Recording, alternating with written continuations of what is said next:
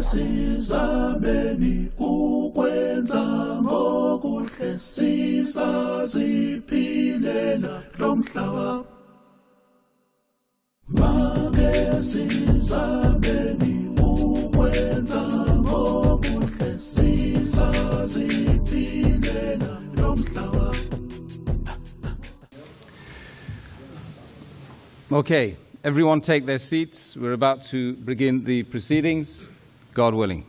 So, no? God willing. Are you okay? We're going to begin proceedings. Okay. Willing, whatever it is. Okay. I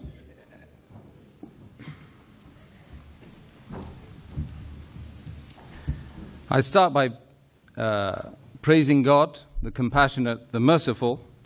Assalamu alaikum. Peace be upon the whole gathering. Marhaba, welcome, and thank you all very much for attending this, what I hope will be a seminal debate between our two respected speakers on the left and the right. That's what it's all about. It's about a debate, and it's about us coming together and being, being true to each other. That's effectively what it's all about, right? Yeah, man. Yeah? You're in for that? You in for that, man? Good. That's great. Tonight's challenging debates, okay, entitled Islam or Atheism, okay, which makes more sense, is not happening in a vacuum, quantum, no, or otherwise. It's taking place within the context of a world full of human beings looking for answers, in a world seemingly full of Western promise, a world full of information fueled by the IT age. However, IT and we seem to have failed to adequately answer the most fundamental of questions about life, our existence itself, which is, of course, the main core area that we're going to be addressing tonight in this auditorium in London here tonight. I remember, spending a large part of my life asking myself, why am I here? Who created me? Do I have a purpose? Can we be certain about any of these, these questions? And once, I asked a bishop, what's the purpose of life? And he said to me, go and do a theology degree. Right, I'm not telling you to go and do a theology degree. I'm asking you to sit here in a debate for 2 hours with my two honorable guests over here. Was asking a bishop. Yeah, well, I'll ask you later. Well, of course, he didn't know the answer, by the way. Right. That's another issue. But what, of course, we can do to inform our decisions about this debate tonight is to use our reasoning, to use our minds, to use our intellect, and really for us to have an open mindset. Muslim, non-Muslim, Christian, whatever you are, whatever you believe in, we should have an open mindset and really go at this with sincerity. That's really, I'm just asking I'm asking myself first and foremost, right? Because that's tough being an ex-Irish Catholic. Yes, yeah. I didn't think the Catholic Church allowed divorce. Oh, well, that's another story. This evening, two major belief systems, if you like, who lay claim to the truth are going head to head. No matter which side of the fence that you tend to reside on, okay, by the end of the night, that you will be better informed about atheism and about Islam. Hopefully, the world perspectives, the world view of Islam and atheism. That's what it's really all about. Tonight, how's it going to hang? Right. Well, we're going to have 25 minutes allotted for both speakers, although I'm told that that's going to change as well. Yeah. Okay? And then followed by a further 10 minutes of, coming back, and then another 3 minutes of coming back, although that might change, Professor, right? And after that, there will be, crossfire, and there's going to be no heavy arms to be utilized in this section, both of you, okay? Although I understand the tongue is a lot more vicious than nuclear weapons. But what we're effectively saying after that is that you lovely people will get the opportunity to ask questions, as make observations, hopefully on the topics, right? On the topic that we're talking about, and then there'll be 2 minutes closing remarks, a little presentation after that, and we'll all go home, and we've got to be out of here by 10 o'clock. I would urge the audience not to heckle the speakers, to be polite at all times, okay? And, to listen to each other afterwards as well. We don't want any blood or any fights, okay? And I'm sure that you guys, you understand why I'm saying that. So today, our first speaker, okay? Has this been agreed upon? No, I was told. Okay, good, okay. You want to go first? I don't care. I was told Will be our brother, well, you say brother, he's a brother in humanity. You're my brother in humanity. He's my brother in humanity and in the faith of Islam. Okay. Okay, fine. It means God is great. Yeah. Okay. So, Hămză Andreas Dorsis, of course, he's actually Greek, not Pakistani. Please, he in fact is, you can see he's a little bit Pakistani, but anyway. He's a student of Islamic thought, a lecturer, a researcher for the Islamic Education Research Academy, and without further ado, I will call upon him to give his piece.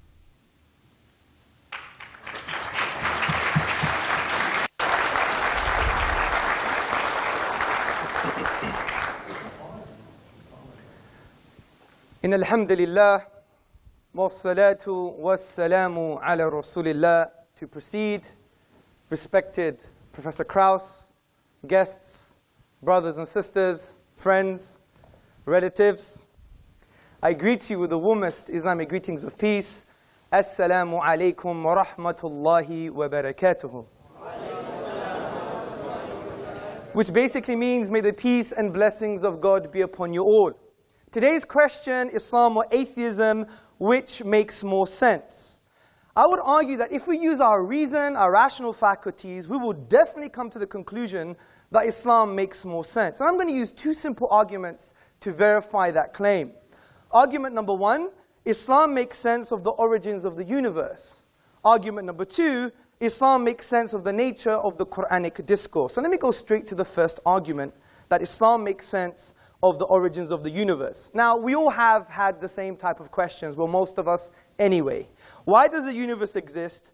Why is there something rather than nothing? And in response to that question, the grandfather of neo-atheism, Bertrand Russell, said, the universe is just there, and that's all. It's a brute fact. Even in Islamic history, as early as the 8th century, we had philosophical naturalists known as the Dahriya. They held similar views. Now, the implications of these historical opinions is that the universe is eternal. And if the universe is eternal, it implies there is an infinite past. But the question is, can we have an infinite past? Does the infinite make sense in the real world? Now, the assertion that the universe has an infinite past is absolutely irrational. This is because the quantifiable infinite cannot exist in the real world, something our beloved Professor Kraus has also suggested in his book, A Universe from Nothing, on page 71. He says clearly, the energy of empty space, or anything else for that matter, cannot physically be infinite. So we have to figure out a way to do the calculation to get a finite answer. Now, to highlight why the infinity or the infinite doesn't exist, take the following examples into consideration. Imagine we have, for example, an infinite number of Professor Krauses in this room. And if I were to take 5 Professor Krauses away, how many do we have left? Well, some mathematicians may say, well, we still have an infinite number of Professor Krauses. Logicians will say, we have infinity minus 5. But what stops me practically removing 5 Professor Krauses away from this room? Nothing. And if I do, there should be less than infinite, but there isn't. Therefore, it leads to absurdities and contradictions. Take this other example into consideration. The distance between myself and Professor Kraus. We can potentially split this distance into infinite parts, but I can actually traverse the finite distance, which shows, as Aristotle, the Greek philosopher, said, that the infinite is potential, never actualized. And in light of this, mathematicians Kasman and Newman said, the infinite certainly does not exist in the same sense that we say there are fish in the sea. And this leads to our deductive argument. Now, for those who don't know, a deductive argument is a conclusion that necessarily follows from its premises. And to deny a valid and sound deductive argument is equivalent of denying reality. So listen to the deductive argument. Number one, an actual infinite cannot exist. Number two, an infinite history of past events is an actual infinite. Therefore, an infinite history of past events cannot exist. Therefore, the universe is finite. Therefore, it had a beginning. Now, this is a deductive argument. But we also have complementary evidence, which I call astrophysical evidence. And I'm not claiming to be a physicist. We have an established, acclaimed academic amongst us, so he could tell us the rest of the story. But what have cosmologists said? They have said, for example, Alexander Vilenkin, in his book, Many Worlds in One, which I believe is a friend of Professor Kraus. He says, with the proof now in place, cosmologists can no longer hide behind the possibility of a past eternal universe. There is no escape. They have to face the problem of a cosmic beginning. And just to note, even Professor Kraus in his book affirms a beginning to the universe. Interestingly, in Islamic thought, this has been discussed at length, and there is a unanimous conclusion that the universe is eternal. It began in the finite past, as the polymath, theologian, Ibn Taymiyyah wrote in the 14th century in his book, As-Safadiyya, so whatever is besides God, it is all makhluk, all created, originated, coming to be after not existing, preceding by its own existence. Now, since we have shown that the universe must have a beginning, there are four logical explanations for how the universe began to exist. Number one, it was created via nothing. Number two, it created itself. Number three, it was created by something else that was created. And number four, it was created by something uncreated. So let's discuss these together. Could the universe be created via nothing? Well, first and foremost, what do we mean by nothing? By nothing, we mean the absence of something, and in this case, the absence of the universe. Now, why does our definition make sense? This is because we have deductively argued that the universe began, and therefore it was once not there. There was an absence of the universe. This is undeniable due to the deductive nature of the argument. So based on our definition, I think we can conclude that the universe coming into being or existence via nothing is impossible on logical, rational, and I would even argue empirical grounds. You could discuss this mathematically, for example. What is 0 plus 0 plus 0? It's never going to be 3. It's 0. Therefore, the universe could not have come into existence via nothing. As P.J. Zwart in his publication About Time explains, if there is anything we can find inconceivable, it is that something could arise from nothing. Let's go to the next option. Could the universe create itself? Well, this implies that the universe was in existence and not in existence at the same time, which is an impossibility. Also, there's a crude example for you to picture in your mind.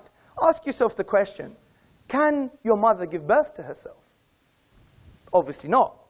So we know self-creation is an impossibility. So the next option is, could the universe be created by something created? Well, I would argue as an ultimate explanation for how the universe began, this is illogical and irrational.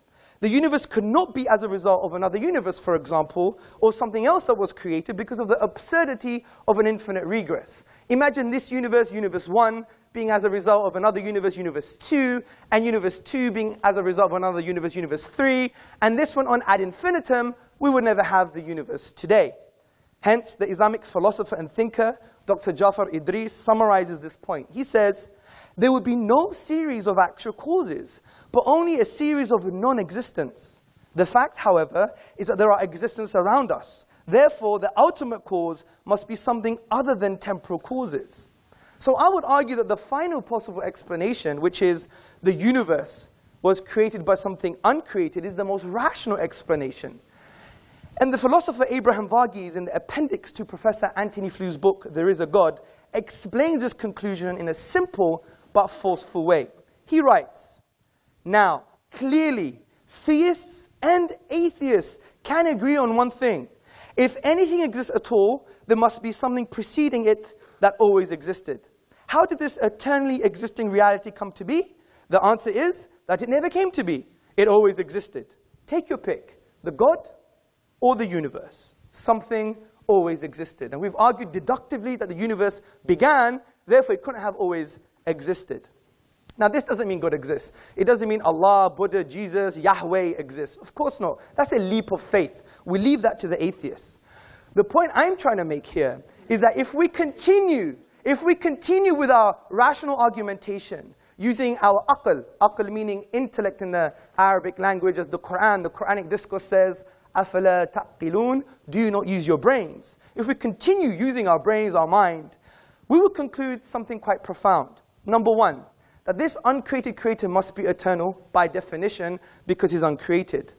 Number two, he must be transcendent. As Ibn Taymiyyah, the 14th century philosopher and theologian, said, he must be distinct and disjoined from the universe. For example, if I were to create this lectern, do I become the lectern? No. Number three, this uncreated creator must have a will, because if it's eternal and brought into existence a finite effect that began, like the universe, he must have chose the universe to come into existence. And a choice indicates a will, and a will indicates it can have a relationship with sentient beings in the universe.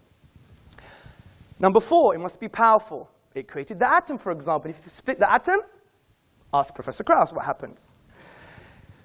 Fifth point, it must be perpetually knowing, because if it's eternal and it established laws like the law of gravity, it implies it's a lawgiver. So therefore we can make the inference that it's perpetually knowing or perpetually intelligent, because it's eternal and created laws in the universe. Finally, it must be one.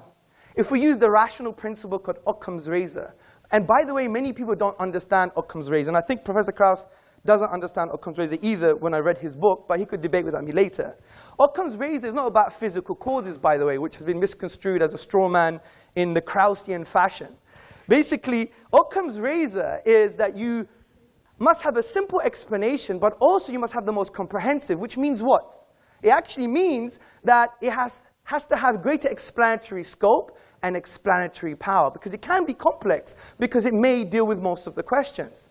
But concerning this reality about the oneness of the divine, the argument that the creator must be one is simple and far more comprehensive. If you say 2 or 3 or 4, then it's not simple anymore, and it doesn't answer all the questions. In actual fact, it creates far more questions than it answers, such as, how do 2, 3, 4 causes co-eternally exist? It doesn't make any sense.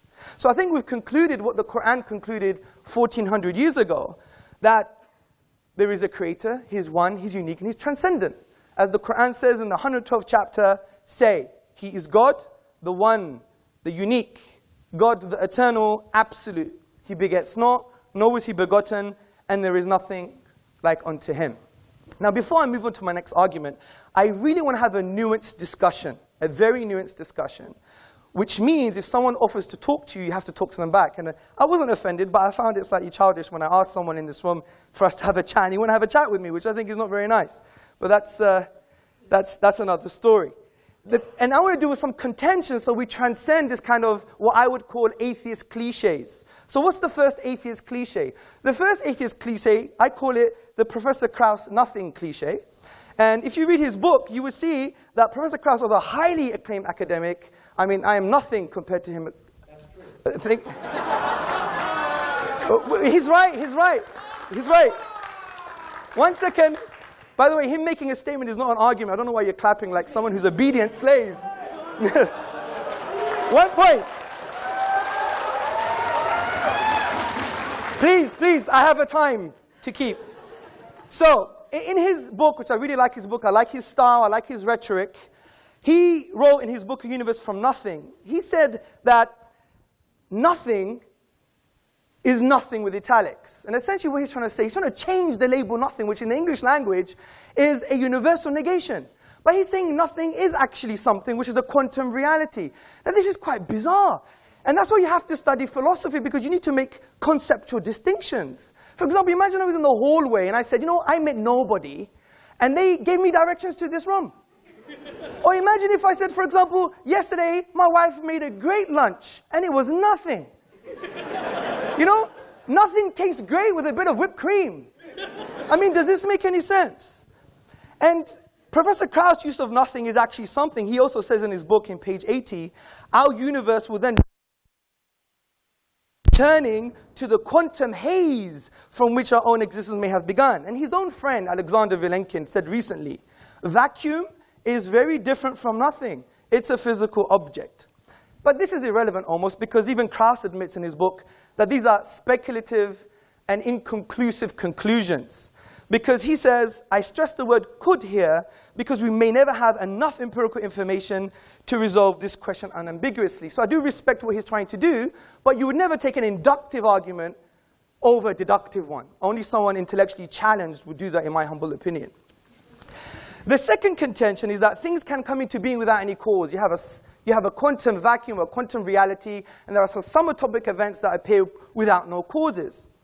I believe we have a strong defeater to this argument, and it concerns perceptions, and it rests on a Kantian argument. Now, I can order my perception in this room. I can see this very handsome young man. I can see the cameraman. I could see the wall. I can also reverse that perception.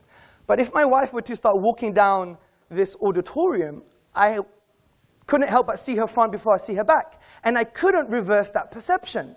Now, the very fact that I know when I can order my perceptions and when I can't, and when I can reverse my perceptions and when I can't, is because we have an innate concept of causal links and causal connections. To reject that based on empiricism or an empirical reality is equivalent and tantamount of actually rejecting the perception itself. It's like shooting yourself in the foot. This is why the philosopher John Cottingham in his book Rationalism said, but on Kant's argument, we will not be able to recognize the event in the first place unless there were a rule that makes it necessary that the order of our perception should be thus and not otherwise. In short, the very experience of an external event already presupposes an understanding of causal necessity. So these are the cliches. Let's go to the next argument, which is the nature of the Quran. Now, the Quranic discourse has been described by Eastern and Western scholars as an intrusive and imposing text, which seeks to intrude into the inner dimensions of man. Now, this imposition is positive as the Quran seeks to positively engage with your intellect and with your psychological disposition. And the way the Quran achieves this is by asking questions.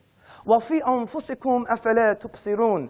And in themselves, do they not see? Talks about the physiological reality, the psychological reality, even referring to things like consciousness. This is why Professor of Philosophy Shabir Akhtar, in his book, The Quran and the Secular Mind, A Philosophy of Islam, he describes what the Quran is trying to say with these verses. He says, nature's flawless harmonies and the delights and liabilities of our human environment, with its diverse and delicate relationships, are invested with religious significance. Created nature is a cryptogram of a reality which transcends it. Nature is a text to be deciphered, evidences accumulating in the material and social worlds, and in the horizons, jointly point to a hidden immaterial order. You may think this is quite interesting for a 7th century book, but the Quran goes even further than this. It produces an intellectual challenge for the whole of mankind. The Quran says, وَإِن كُنْتُمْ فِي رَيْبٍ مِّمَّا نَزَلْنَا عَلَىٰ عَبْدِنَا فَأْتُوا بِسُورَةٍ مِّن مِّثْلِهِ وَادْعُوا شُهَدَاءَكُم مِّن دُونِ اللَّهِ إِن كُنتُمْ صَادِقِينَ. And if you are in doubt, talking to Kراوس, talking to me, talking to everybody, if you doubt this book, which we have sent down to our servant, referring to the Prophet Muhammad sallallahu alaihi wasallam, upon whom be peace, then bring one chapter like it and call on your witnesses and supporters besides God, in kuntum sadiqeen, if you're truthful in this claim. Now, this verse is a basis for an array of arguments in the Quranic discourse, and we don't have time to talk about all the arguments. Historical argument, sociological argument, and a whole array of intellectual responses. But one I want to talk about is called the inimitability and the uniqueness concerning the Arabic language in the Quranic discourse, which Islamic theologians and thinkers argue that it is a miracle. Now, before I get into that, we have to now discuss what is a miracle. We have to define what a miracle is. Now, the word itself linguistically comes from the Latin word miraculum, meaning something wonderful.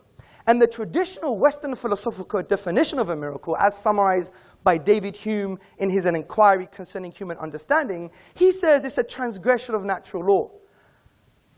We don't agree with that definition. Because what are natural laws? Natural laws are just inductive generalizations of patterns we perceive in the universe. If something changes from the pattern or is different, then maybe it's part of the pattern. It's just based on induction. What the profound Islamic theologians and thinkers have done, they've redefined what a miracle is based on the Quranic discourse. And they have said that a miracle is an event that lies outside the productive capacity of nature, which means when you go to the nature of the event, you exhaust all possible naturalistic explanations. And also, there is no naturalistic causal link between the event and the nature of the event. And this is a far more coherent definition. Let me give you an example from the Quran itself. Now, the Quran talks about Moses, Musa, alayhi salam, upon whom be peace, and Pharaoh in the Quran. Moses was told to throw down his wooden staff, and it instantaneously turned into a live snake.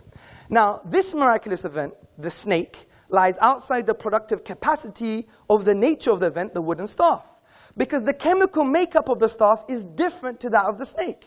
In actual fact, you have to add more stuff to the staff, if that makes sense, stuff to the staff, to be even close of creating a snake, but only the staff was used. So when we exhaust naturalistic explanations, we find there is no causal link between the staff and the snake itself. So this gives us a definition of what a miracle is. Now this applies to the Quran's use of the Arabic language, because the Quran cannot be described as any of the literary forms of the Arabic language, which include saj'a, rhyme prose, mursal, straightforward speech, maqama, a combination of metrical and non-metrical speech, and the al-bihar, the 16 rhythmical patterns of classical Arabic poetry. Now interestingly, in classical Arabic, every expression falls within the known literary forms of the Arabic language. The Quran, however, de-scopes the Arabic language.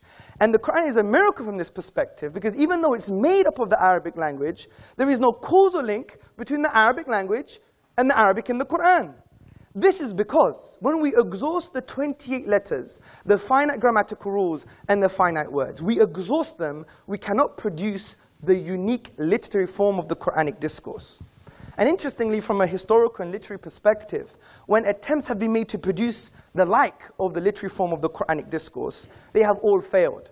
As the academic Foster Fitzgerald Arbuthnot, a notable British Orientalist, states, and that those several attempts have been made to produce a work equal to it as far as elegant writing is concerned, none have yet succeeded.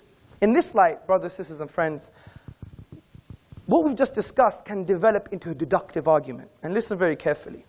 Number one, a miracle is an event that lies outside the productive capacity of nature. In other words, there are no causal links between the event and the nature of the event. Number two, the Quran's literary form lies outside the productive capacity of the nature of the Arabic language. Its literary form cannot be logically explained using the Arabic language. Therefore, the Quran is a miracle. As Professor Bruce Lawrence from Duke University in his book, The Quran, a Biography, on page number 8 said, as tangible signs, Quranic verses are expressive of inexhaustible truth. They signify meaning, laid within meaning, light upon light, miracle after miracle. So we have two key arguments that are based on deduction, not just induction. And to challenge a deductive argument, you have to challenge the premises, and I hope Professor Kraus would do that. So let's go to some contentions. What about Shakespeare? Shakespeare is unique, but this is a very shallow contention.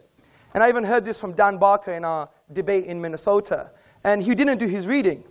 Basically, Shakespeare is not unique from the perspective of the structural features of language, the literary form. Rather, it's aesthetic reception. The kind of argument we're talking about are the structural features of the Arabic language. And if you look at Shakespeare, he used the iambic pentameter, the trochaic verse, the blank verse. And many English literateurs use the same kind of structures. And if you go to the book, the Oxford Dictionary of National Biography, you will see that Shakespeare has been compared to Francis Beaumont, John Fletcher, and other playwrights. So he's not unique or inimitable from the perspective that we're talking about. Finally, the last contention is, but I'm not an Arab. How would I know?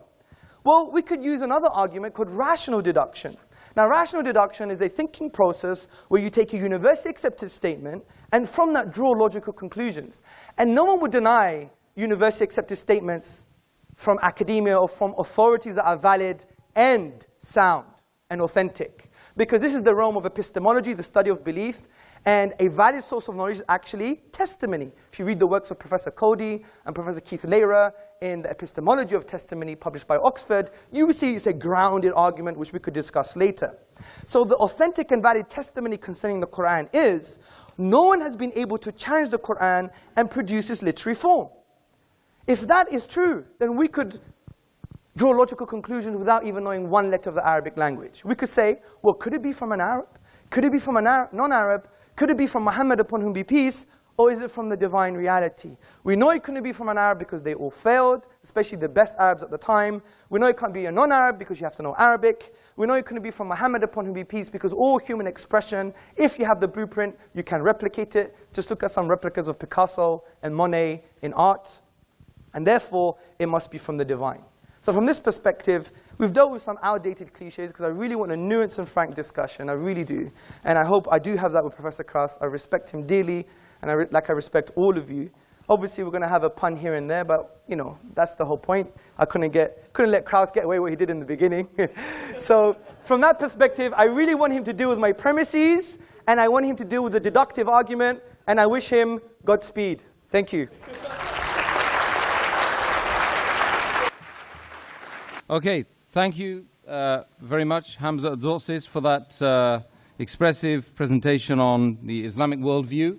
We're now going to be calling upon Professor Laurence Krauss to come back on that with his presentation, which I don't think is going to last more than 25 minutes, I'm sure of that. But just to let you know, some of you who perhaps don't know anything about Professor, he's a renowned cosmologist and a science popularizer. And is the foundation professor in the School of Earth and Space Exploration, a director of the Origins Project at the Arizona State University. He's hailed by Scientific America as being a rare public intellectual, and he's also the author of more than 300 scientific papers and 9 publications, books, including the international bestseller, The Physics of Star Trek, and his most recent bestseller entitled A Universe from Nothing, now being translated into 17 languages or more. Professor Krauss, I call upon you to respond. Well, first I want to thank the people who invited me, who've been very gracious to me, treated me with more hospitality than I've gotten in many times I've talked. So I guess it's Sabia, who I haven't met, and Obeida, who's been taking care of me for the last day or two, and Isa, who I was just working with. And so I do want to thank them tremendously. They showed me great respect and hospitality, and I want to show them and you that kind of respect. And that doesn't mean I respect ideas. Okay, some ideas are ridiculous, and that's perfectly reasonable. In fact, ridiculing ideas is what makes progress. So if I offend some of you, I don't mean to offend you personally. I may offend some of your ideas, but that doesn't bother me at all. In fact, if you confront my ideas, it will lead to a discussion. What does offend me, of course, is offending personal freedom and equal rights, and that's one of the reasons why I got upset at the beginning of this session. But that's been fixed, and I thank the organizers for that as well. To agreeing to not segregate this room in the 21st century is a great step forward, and I appreciate that. Now, you know, I'm really shocked. First of all I've watched Mr. Sorsis, right? Sorsis. My Greek is pretty good, I think. Be gorgeous. Yeah, gorgeous. Well, you are rather gorgeous. Gorgeous George over here. I watched some of these, and they're always exactly the same. So I thought they'd be different this time. And it always begins with you, and I'm supposed to respond to you. And I will, to some extent, but it's hard to respond to nonsense. And in fact, the point of this is not a question, does God exist? That's not the question. It's atheism, or Islam or atheism, which is more sensible, I think, is what it says, or something like that. Now, I was just shocked because I thought that you wouldn't bother to try and pretend you knew science, because you don't, and we're going to go through that in real detail. Everything you said is nonsense when it comes to science, so we'll go through, and we'll have a little chat, if that's okay. Of course. Okay, good.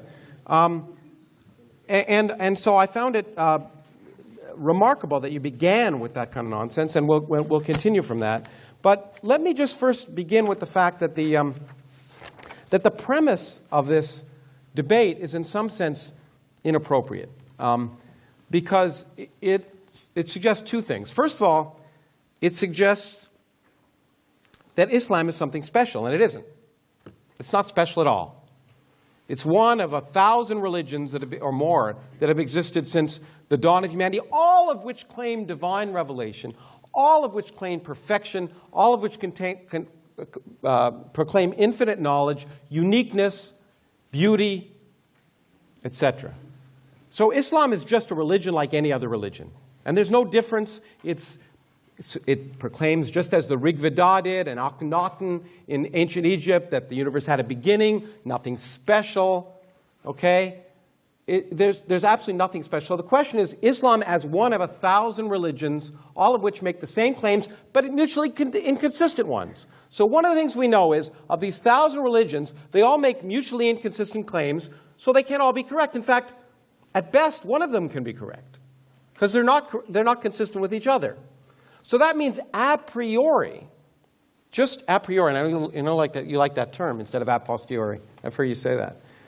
A priori, Islam has a probability of 0.1% of being correct, because it's just one of 1,000 religions, and one of them at most is correct. But since they all make the same claims, it's probable that none of them are correct. So treating Islam specially is inappropriate. Then atheism is somehow, as has been described, speaker, a belief system. It's not a belief system like Islam or Judaism or Christianity or the Norse myths or Zeus or Thor or any of the other myths that have been created throughout human history. All it's saying is, it's not a belief system. It's saying, you know what? We don't choose to believe that stuff because it's not sensible. So it's not saying we believe X. It's saying, well, this myth is inconsistent with this myth, or this myth is inconsistent with what we know about the universe, and therefore, it's unlikely to be true. So what atheism is just saying, this is unlikely to be true. It's not a belief system. So to compare one versus the other is, of course, false. It's a false premise. The first part of the false premise is that Islam is special. Not special at all. It's been there. It'll be gone, or be there as long as other religions. It's just like all the rest. And atheism is not a religion. It's just, in fact, what it is could be described as common sense. Okay? What makes sense? I will think that those things that make sense are likely, and those things that don't make sense are unlikely. In fact, that's what science is all about. Okay, so having said that there's nothing special about Islam, and there certainly isn't. I'm going to talk a little bit about, my intent, by the way, is, the other thing I should say is, debates, I'm an educator. It's, a flaw, but it is what it is. That means I believe in actually trying to illuminate ideas and lead to discussion, critical thinking, and eventually learning things and increase in knowledge. Debates aren't meant for that. Debates are rhetorical devices for people to go out and perform, make statements, and then challenge others and try and convince an audience of something. That's not education. So I will talk a little bit about some of this, and then I just want to have a chat. I'm going to use my 25 minutes to have a little chat. I'll take up my time when I could pontificate, as we've heard, and just ask some questions, because I'd actually like to learn some things, okay? And hopefully in the process there'll be some education for both of us. So the first thing I want to say, however, I want to clear up some misconceptions. This idea of deductive arguments, which sounds good, is not the way we learn about reality, okay? Deductive arguments just don't work. They lead to irrational actions. In fact, if we ask what common sense is taking your beliefs to conform to the evidence of reality so that you will make rational actions. If you force your reality to conform to your beliefs, you will make irrational actions.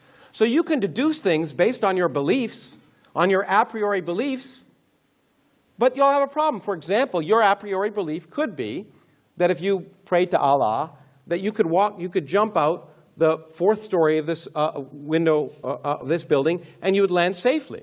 Okay, that could be an a priori belief.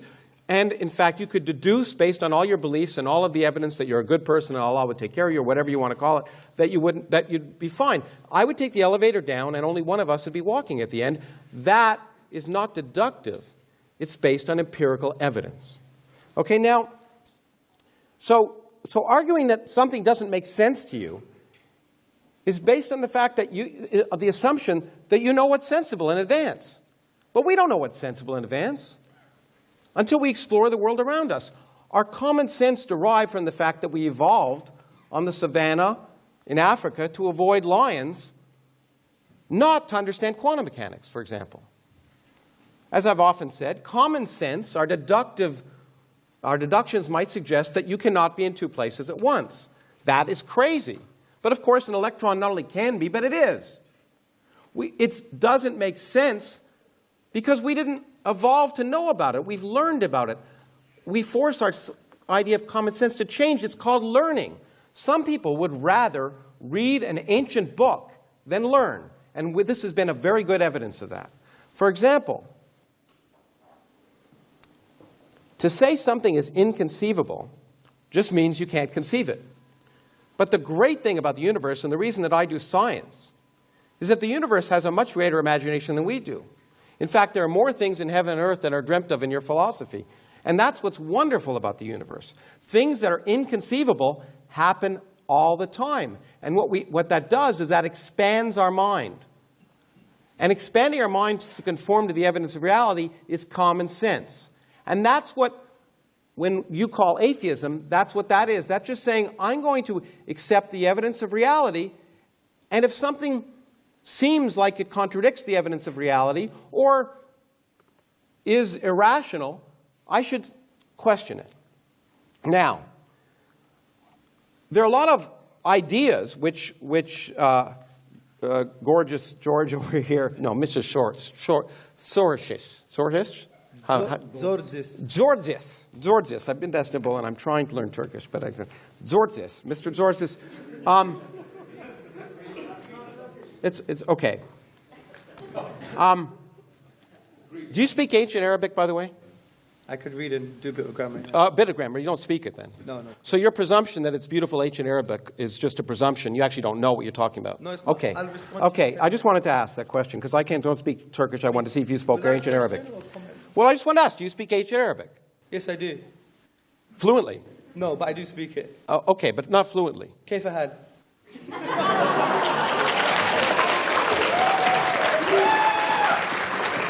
Well, you know what? There's a real language that you don't speak. It's called the language of mathematics. So let's talk about that. Let's talk about this nonsense about infinity. Let's take something physical. Let's draw a circle and draw a diameter. What's the ratio of the distance of the circle to the diameter? Do you know? You're the teacher. Do you know? You're the teacher. I know. I'm asking you a question. I want to have a chat. I don't know anything. Well, you've demonstrated that, but you ever heard of pi? Yes, I have, yeah. Oh, do you know what it is? 3.1 for the first thing you said. How many decimals does it have? I don't remember. An infinite number. Yes. Okay, so the physical distance of the ratio of a diameter of a circle to its circumference is an infinite number. Yes. What do you know? Now, when we talk about, what's amazing to me is you quoted Aristotle as the basis of science. Of course, Aristotle was the one that told us objects fall in proportion to their weight because he actually didn't do the experiment. He deduced it based on what he wanted. Galileo, of course, did the experiment, right? And we know, let's do the experiment here in front of you. So I'm going to take this object and this object. Yes. Aristotle would tell me which would fall first. Will you tell me which would fall first? Guess, okay. If you don't know. The book. Okay, look, you were right. Great. Okay, good. Why? Because there's resistance.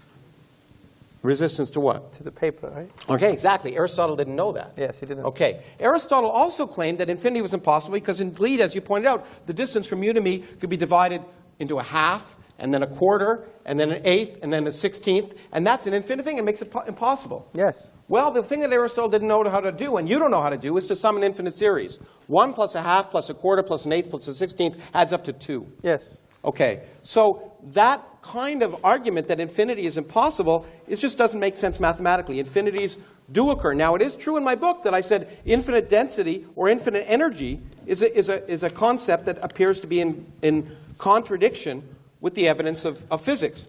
But that doesn't apply. All infinities are impossible. In fact, space could be infinitely large. There's no presumption that space isn't infinitely large. It could be. What we now know about physics suggests it probably isn't, but there's no law of physics that says space can't be infinitely large. So this notion that you deduce that infinity is impossible because you don't like it is just not the way the world works. Because infinities happen all the time, whether you like them or not. Not only that, it doesn't lead to irrational actions. Mathematicians have a way of dealing with infinity.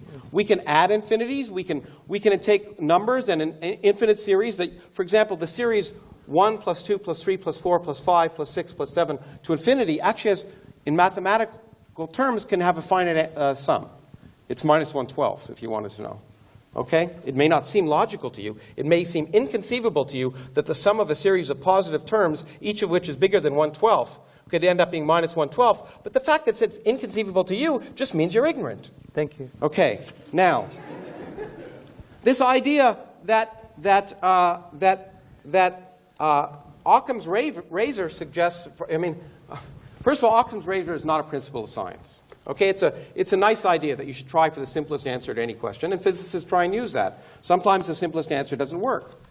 In genomics, for example, it'd be nice if every gene, in fact, you talked about more than one cause for an effect. It'd be nice if every disease was caused by a single gene. One of the reasons that genomics is so difficult is we've discovered there's a complex interaction of genes, so that in fact, that there are many separate causes of most diseases. There are very few diseases that have a single cause. But in fact, you know what is simpler than the number 1? The number 0. 0 is a much simpler reason that there's no cause. Okay, so if you really wanted to apply Occam's razor, in fact, you'd apply no causes. Now, you also use the term causality, which is a term I understand. You didn't define it. Do you want to define it? I may do. Well, why don't you do it now? I don't want to give you that favor. Oh, I thought we were going to have a chat. Yeah, but I want to have a chat, not a chat. So it's less rhetoric, more connection. No, let's have a chat. No, I think we talk about rhetoric. We were talking about the lecture you just gave. I want to have a chat. I'm asking you a question. Do you know what causality means? You use the term. Yes. Okay. Well, if you use a term, you should know what it means. Yes. I have my definition. I have my definition. Okay. Okay. Well, I'll define, and that's cause precedes effects. Does that sound good? No, that's the wrong definition. Okay. Well, I'd like to learn what it is. Well, for example, there's an interesting book about the quantum physics and causality, and the philosophers and philosophers of science and scientists have disagreed on a specific definition. So they've reduced back to a fundamental definition. No. You want to have a chat a chat? Good. You quoted a book on physics. Yeah, I haven't finished yet. Physicists don't disagree about the definition of causality. Have you presumed your results here? Do you really want to connect with me as a human being? No. But you've asked me a question. You're answering it for me. Come on. You quoted physicists. Go on. I said scientists. Okay.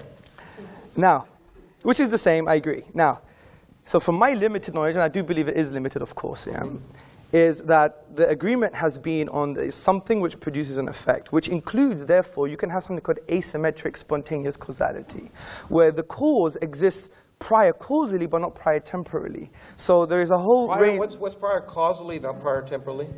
Prior causally means that there is I'll give you an example. The Kantian example was you have an infinite ball that's on an infinite pillow.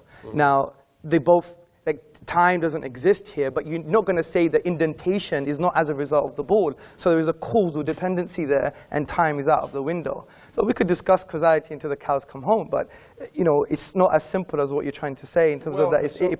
It doesn't presume temporality, do you see? Well, I think it does. I think, again, if you think carefully about what you just did, okay. The ball doesn't create an indent in a pillow. And by the way, you used infinite. I thought we weren't allowed infinite. But anyway. It was an example. Yeah, well, it's an example of a physical example, which you said doesn't exist if it's infinite. But it doesn't matter what's infinite. A pillow here, a finite pillow and a finite ball. Yes. Okay? There's an indent. Of course there is, yeah. Okay, was the ball there or not? Well, my example wasn't based on finitude. It was based on they're both infinite. Well, but if the ball isn't on the pillow, it doesn't create an indent, right? Yeah, of course, yeah. Okay, so it had to be. So was it put on the pillow or not? Well, that's irrelevant. You're damning the example. That's a logical fallacy. No. Get the point I'm trying to say. The point is that the physical causes have physical effects. So either the ball is on the pillow or not. Now, the point about causality is that the interesting aspect of it is that's an interesting physical question. But what if there's no before? Let's take, you talked about the cosmology. So let's take general relativity. whose equations I'm sure you don't know. And I said I don't know anything. anything. The beginning, we talked. You made it very clear that the beginning of the universe is very important. You deduced it, but in fact, deduction doesn't matter. The point is, the universe, our visible universe, did have a beginning because we can measure it. Whether we liked it or not, or whether we think it's sensible or not, it actually did have a beginning, a cause not a factor not in dispute. Our universe had a beginning. Now, however, the laws of physics tell us, right now, if we extrapolate back to the beginning, that that if we took it at face value, that time didn't exist before t equals 0. So if time doesn't exist at all, the sense of cause doesn't even make sense. And this is the key point. In science, we have to realize that our common sense notions sometimes go out the window. When we observe effects, they have causes. But at the beginning of time, when time itself may have come into existence, then that question becomes a bad question. Philosophers can debate it, people can write it down, but it doesn't matter. Now, the other thing I will say is you've somehow talked to me about the fact that the Quran as a literary document is different than other literary documents. And you've given some arguments that I understand. What I actually did this the other day because I've seen you give this talk a gazillion times. I actually input in a computer a lot of Arabic words and asked them to produce it at random. And I produced 2 sentences from the Arabic from the Quran in 11.6 seconds. My computer speaks neither Arabic nor is Arab, but produced that incredibly divine, those incredibly divine words. Now, the other question, of course, I would have is, and this is a common sense question, is why did God choose Arabic, or Aramaic, or Greek? I mean, doesn't he speak English? Or the Americans always think he does, which is why they invented the Mormon religion. So the question I want to ask is, what makes sense is to ask not the details of the Quran, which I don't want to dwell on, because it's just one of 1,000 different religions, all of which make the same claims, and all of which, if you look at them a priori, are equally ridiculous from an a priori common sense notion. For example, and I got this from my late friend Christopher Hitchens, is it sensible to assume that humans evolved in their present form somewhere between 250,000 to 1 million years ago? So you have a God who creates a universe and has 4.5 billion years of life evolving, and then Homo sapiens evolve and live in incredibly awful conditions and for 250,000 years, and suddenly, in the middle of the desert, in a cave where no one can see it, he takes some poor schmo and says, I'm going to tell you the truth. And not only that, I'm going to allow you to save humanity. And, in fact, if people don't believe you, they're going to go to hell for eternity. And we can talk in great length, in great sadomasochistic length, about the torture they're going to have, and we can all enjoy it. Now, what about all those poor 250,000 years of people, of real people who were struggling to exist and survive, those poor people who were existing before that God decided to give his revelation to Muhammad? Why that? Why would a sensible God wait that long? And of course, the interesting question you have to ask is, why are the revelations always done when no one can see them? If you're asking a court of law, you'd say, well, you know what? It just doesn't make sense. Why don't once it doesn't call down from the sky so everyone can hear them? Why is it always given to people in private who then claim they've had a revelation? Now, why should I believe Muhammad's revelations any more than anyone else's? In fact, there's a young woman in the United States, in my country, who, as you know, had a revelation. You may know this. She had a revelation. God told her to drown her 4 children in a bathtub. And she did. Because God told her. She heard it. She heard it. She had a revelation. It was real. She heard words of incredible harmony and beauty that she'd never experienced before in her life, and she drowned her 4 children. Okay, now she's in a mental hospital for good reason. Because there's no evidence. There's no that a sensible person would believe to suggest that God was telling her to drown the 4 children. Now, why would, let me ask you, do you think Sharia law should be instituted? Oh, it depends how you define Sharia law. Do you know anything about Sharia law, sir? Well, I was going to ask you about it. I will teach you in the next round. Okay, good. Do you think, for example, that blasphemers should be punished? Blasphemers meaning? Maybe if I say, let's just say, and forgive me, let's just say I say that someone who married a 9-year-old girl is a pedophile. Yeah. And maybe that person is a prophet. Is that a blasphemer? Is that worth being punished for? Well, I think you should be educated first and foremost. No, maybe, I'm not saying it happened. But let's say I said that, I made that claim. Should I be punished? In a court of law with justice, there will be a form of punishment, yes. Okay. So what about if I openly questioned the existence of God? In fact, said openly and preached in a room that there's no God. Is that worth punishment? This is full in our history. We don't have a problem with intellectual debate and dialogue. Okay. I even mentioned the 8th century Dahriya. So if I say that Allah is not God, but Thor is God, and people should worship Thor, and I go and that it's not blasphemous.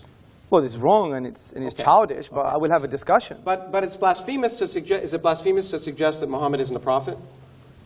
Well, from an Islamic perspective, but you have to understand there's a difference between public intellectual discourse and great, being deliberately rude. Okay, well that's. But we're all great. for intellectual discourse as per this big debate. Oh, but you say I should be punished if I suggest Muhammad was a child molester. That's No. I wasn't saying that. Didn't you say that? What I'm saying is, in an Islamic law, for instance, if you were to speak about something like this, and you would be taken to a court under certain conditions, then I would be punished. There may be a punishment, but generally speaking, it would be more edifying and educational. But should there be punishment? That's what I'm asking you. Should there be? Oh, you're asking me if there should be punishment? I think we should follow God's law, of course. So there should be a punishment?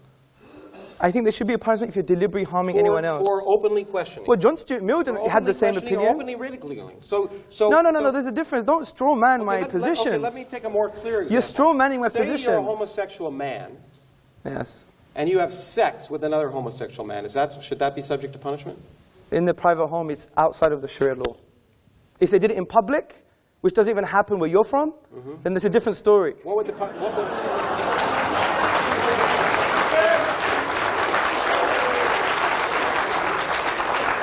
Where am I from? Where am I from? Well, you are from the United States of America. Oh, I see. And so it doesn't even happen in where I'm from. Now that's rude.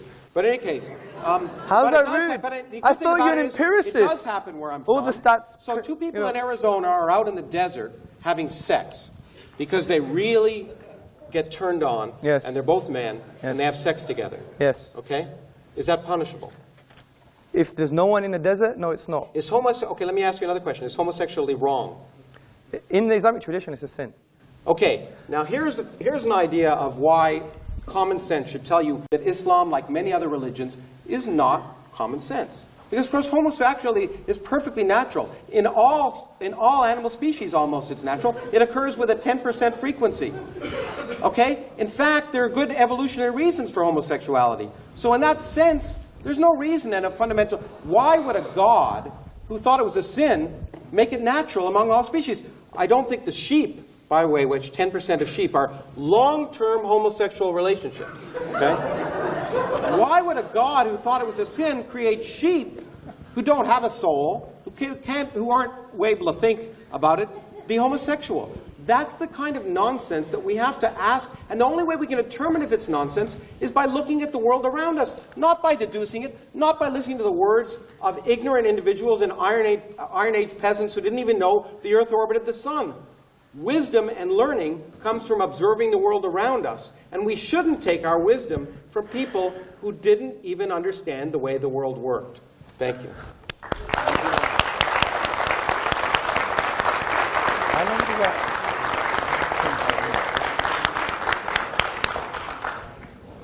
Professor Kraus, thank you very much for your presentation on the atheist worldview.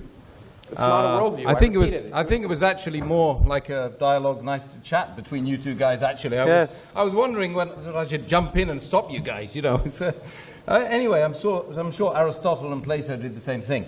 But now we've got something to sort of come back on from Professor. He's given a lot of food for thought, and no doubt Hamză, in about 10 minutes, yes, you could possibly come back and answer some of those contentions brought up by Professor Kraus. Thank you very much, Professor Kraus. Audience, First and foremost, I think most of what he said was a red herring. A red herring is this very smelly fish that you pull across the path of running dogs. And the reason it was a red herring because he said that I spoke about science. I specifically said he knows better than I do. I specifically didn't use it as my key argument for the finitude of the universe. And he wanted to correct me on something that I didn't even mention myself. This is what you call not rhetoric, not intellectual argument. It's what you call sophistry. It's rhetoric with crap, frankly. Now, and I'm not saying it to be rude because it's a typical Krausian fashion. A Krausian fashion trying to win over the whole audience, make a hoo-ha in the beginning. And you know, imagine I did that when I walked into, one day I had interfaith dialogue. And imagine I walked into a Jewish mosque or hall that was public, and I basically said, I don't want to do things your way, but I want to discuss with you, but I'm not going to do things your way. Is that tolerance? Is that how you connect with other people? He wants to know about our tradition, but he won't even ask them, why do you have this? And another straw man, justice and equal rights. You think they're saying that because they don't have any justice or equal rights? My wife is up there. Ask my wife. What's the matter with you? See, these presumptions from Fox News, you're an academic, but when you talk about Islam, it's based on the Fox News narrative, and I'm going to expose this in a minute. Now, the first point I want to make.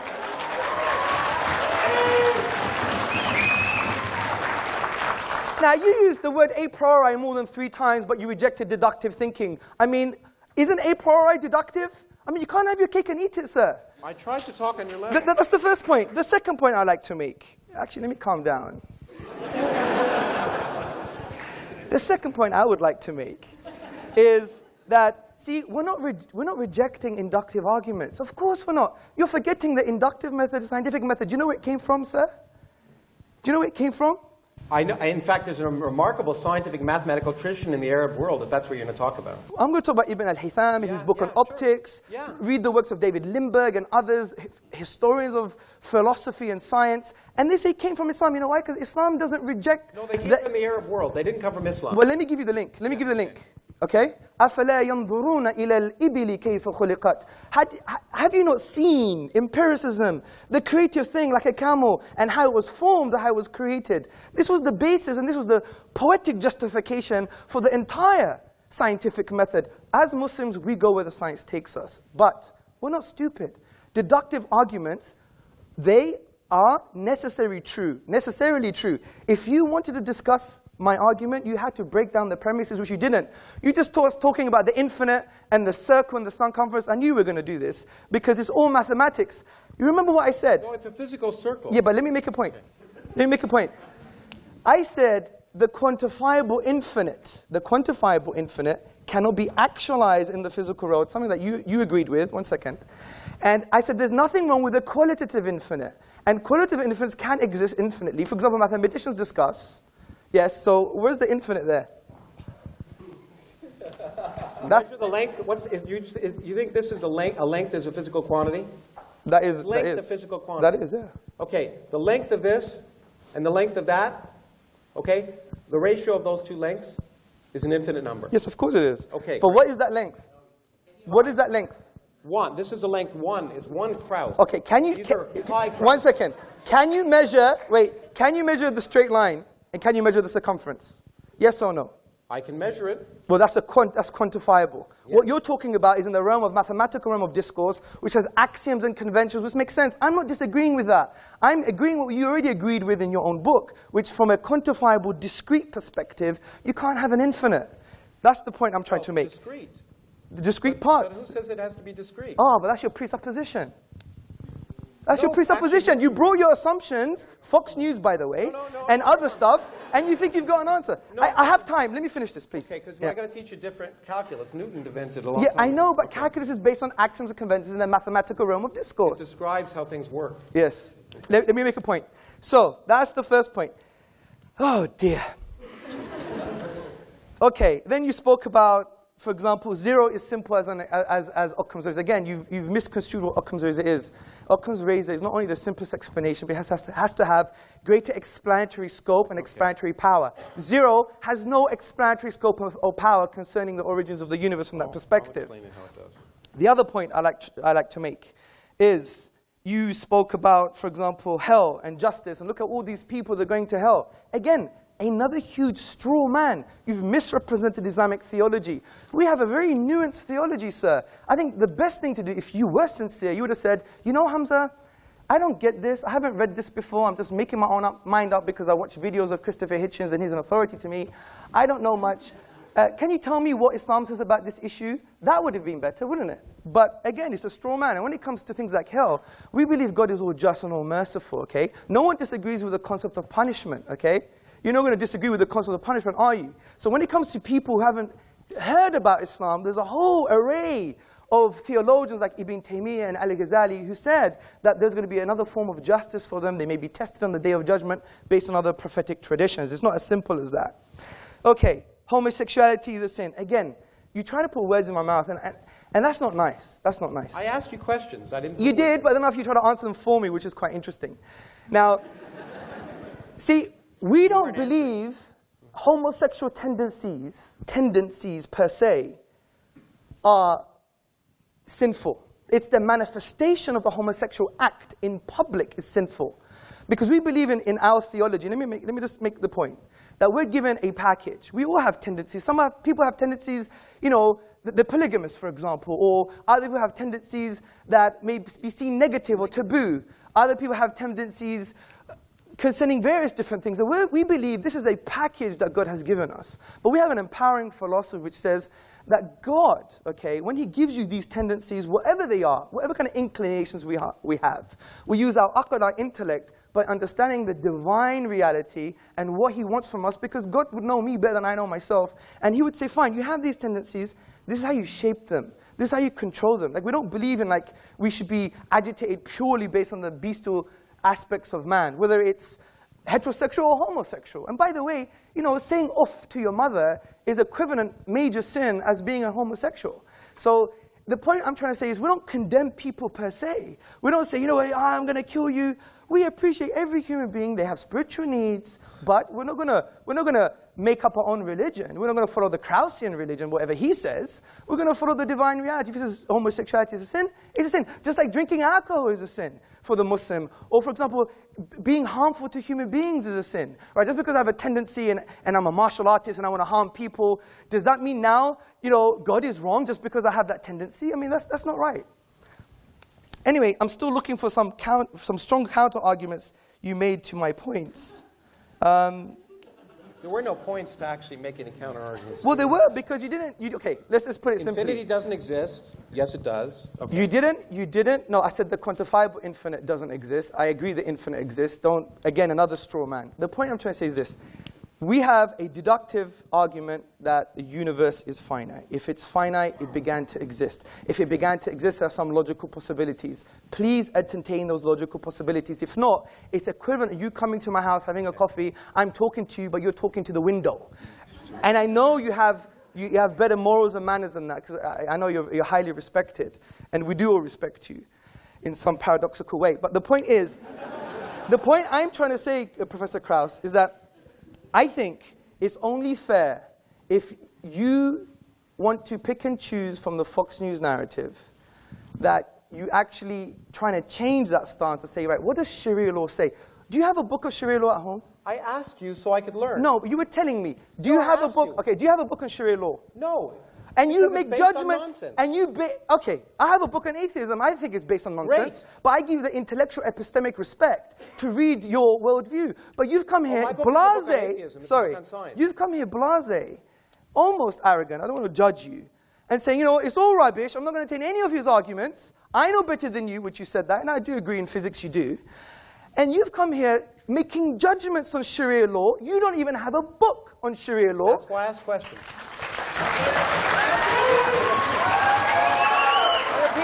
And the point is... Look, I'm sorry, that's why I asked questions. I asked you questions so I could learn. I asked what you thought as someone whose opinions I'm supposed to respect. And I wanted to know, did you think it was wrong? And I wanted to know why. There's no sense why homosexuality is wrong. I wanted to know what common sense tells you that homosexuality is wrong, except some self-proclaimed prophet telling you with no evidence. There's a different point. Okay. Okay, let me ask Professor Kraus a question. Why is incest wrong? It's not clear to me that it's wrong. Okay. It's clear to me. there's an evolution. No, listen to me. Listen to me. Wait, let's give him the respect, please. He's got a You justification. ask me a question, and if you want me to answer, I will. Yeah, of course. Do it. Okay. The point is, most societies have a taboo on incest, and it's an empirical one. Generally, incest produces genetic defects. Yes. Okay? And so in general, there's a physiological reason and a societal one why incest is wrong. Yes. Okay? But if you ask me the question, is it, and this is an interesting question, by the way, there's an ingrained incest taboo in almost all societies for that reason. Sure. Because societies want to persist, so it works. But if you asked me a priori, for example, the question, if a brother and a sister loved each other and used contraception, is there something absolutely morally wrong about that? And that, by the way, and it was once, and they went off and it didn't affect anything else, I'd have to think about it, because I don't think there's any absolute condemnation of that fact. If they love each other and care for each other, and they go off and it doesn't affect anything else, okay. Would I recommend it? No. Would I be particularly happy about it? But would I be willing to listen to those arguments? If they were rational, maybe. Okay, good. So, see, this is precisely the point I'm trying to make, Professor Kraus, is that I find it quite interesting. Someone who adopts an atheist position would have strong moral judgments about a religious tradition, whereas your moral judgments, at best, are relative and subjective. Now, when you look about moral theory, from an Islamic perspective, in a religious perspective, you see that objective morals, like even pointing the finger and saying, you know, you're wrong, you're nonsense, Sharia law is backward, these kind of strong emotive things, I think we can only be that emotive and strong in an objective sense if you have God as a grounding for your objective moral values. Because if you take God out of the picture, he's the only concept that transcends human subjectivity. Social pressure, you know that doesn't work. Look what happened in Nazi Germany. You know, for example, evolution makes it end up being ephemeral and empty. If you look at the philosopher of science, Michael Rules, he said, you think loving thy neighbor as thyself is like you're referring above and beyond yourself. But essentially, it has no true meaning. It's just a product of survival and reproduction. So from this perspective, you don't have an ontological grounding for objective moral truths. The best you could do, what a lot of atheists have done, is, well, we believe in moral realism, which is moral truths are just moral truths because they are. Well, Islam just is, and the Prophet Muhammad upon him peace just is, and the Quran just is. That's not an argument. So the reason I asked you that question, sir, was to say, how on earth, from an intellectual perspective, can we point the finger at religions from a moral perspective? And especially today's the irony is, most of your articulation against Islam has had a moral vibe to it, not a rational one, because you didn't deal with the premises of my argument. I did. No, you didn't. You talked about infinity. And I talked about causality, infinity, the words that you were throwing out. Yes, and what did you say about causality? I said, in fact, that it's quite likely that beginning of the universe causality isn't a good question.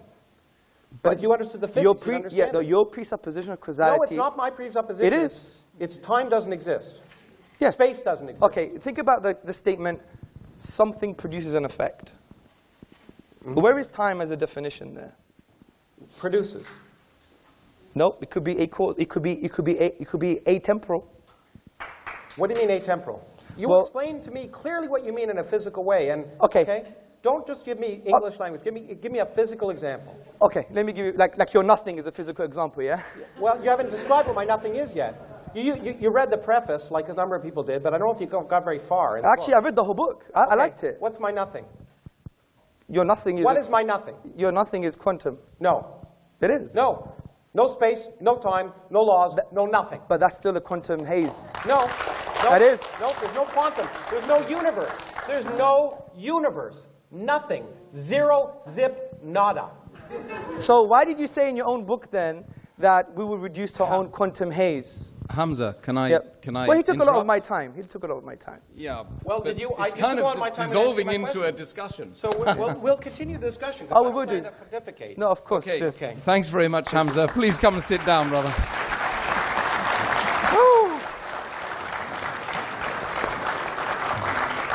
I didn't want to stop you in mid-flow there, but over to Professor. There must be some Greek in Professor Kraus. Look, okay, well, we can continue the discussion because it should be a discussion. My point is that the question, I repeat again, is what's more sensible? And what's more sensible, ultimately, is what produces more rational actions. And I'm sorry, if you talk about tolerance, I get so tired of hearing people talk about tolerance, but then I hear people talking about blasphemers. I should be allowed to blaspheme all I want, because ridicule is an important part of inquiry and discussion. Sometimes ridiculing something illuminates it. And I hear about blasphemers. I hate to say it, and this may be a complete misapplication of Islam. It could be that Islam, as it's practiced in many countries in the world, is a misapplication of Islam. But all I can see is intolerance when I see those principles applied. Intolerance to blasphemers, intolerance to homosexuals, intolerance in general. Now, the other thing I want to say is this God, if we ask what's sensible, why would we think that this unproven God that is supposed to be the basis of not just Islam, but all religions, different gods, different characteristics, but the Islamic God, much like the Judeo-Christian God, is a real creep? This is a God worse than Saddam Hussein. Instead of torturing you just for your life, tortures you for infinity. Forgive me the word, but eternity. Let me use that word. Eternity for not believing. For not believing, you're tortured for infinity. The tortures are actually described in the Quran, and you know it as well as I do. And the point is, if you just ask yourself common sense, if you were a divine being, say you had an ant colony that you made in your house, would you be offended if those ants didn't pay homage to you well, let's start with 50 times a day before Muhammad cut it down to 30 and then 5. Would you be offended if those ants didn't pay homage to you 5 times a day? And if they didn't look up to you or didn't recognize your existence, would you destroy them? No, I mean, it just seems so petty. So why should we believe in a hateful, unmerciful, petty, sadomasochistic, homophobic, sexist God? It's just irrational. It's not sensible. There's nothing. And the point is, and I don't want to single out Islam here. And I know I'm offending some people, but the same is true for the God of Moses. Okay? If you really believe that the scriptures were literally true, the morals in that book are reprehensible.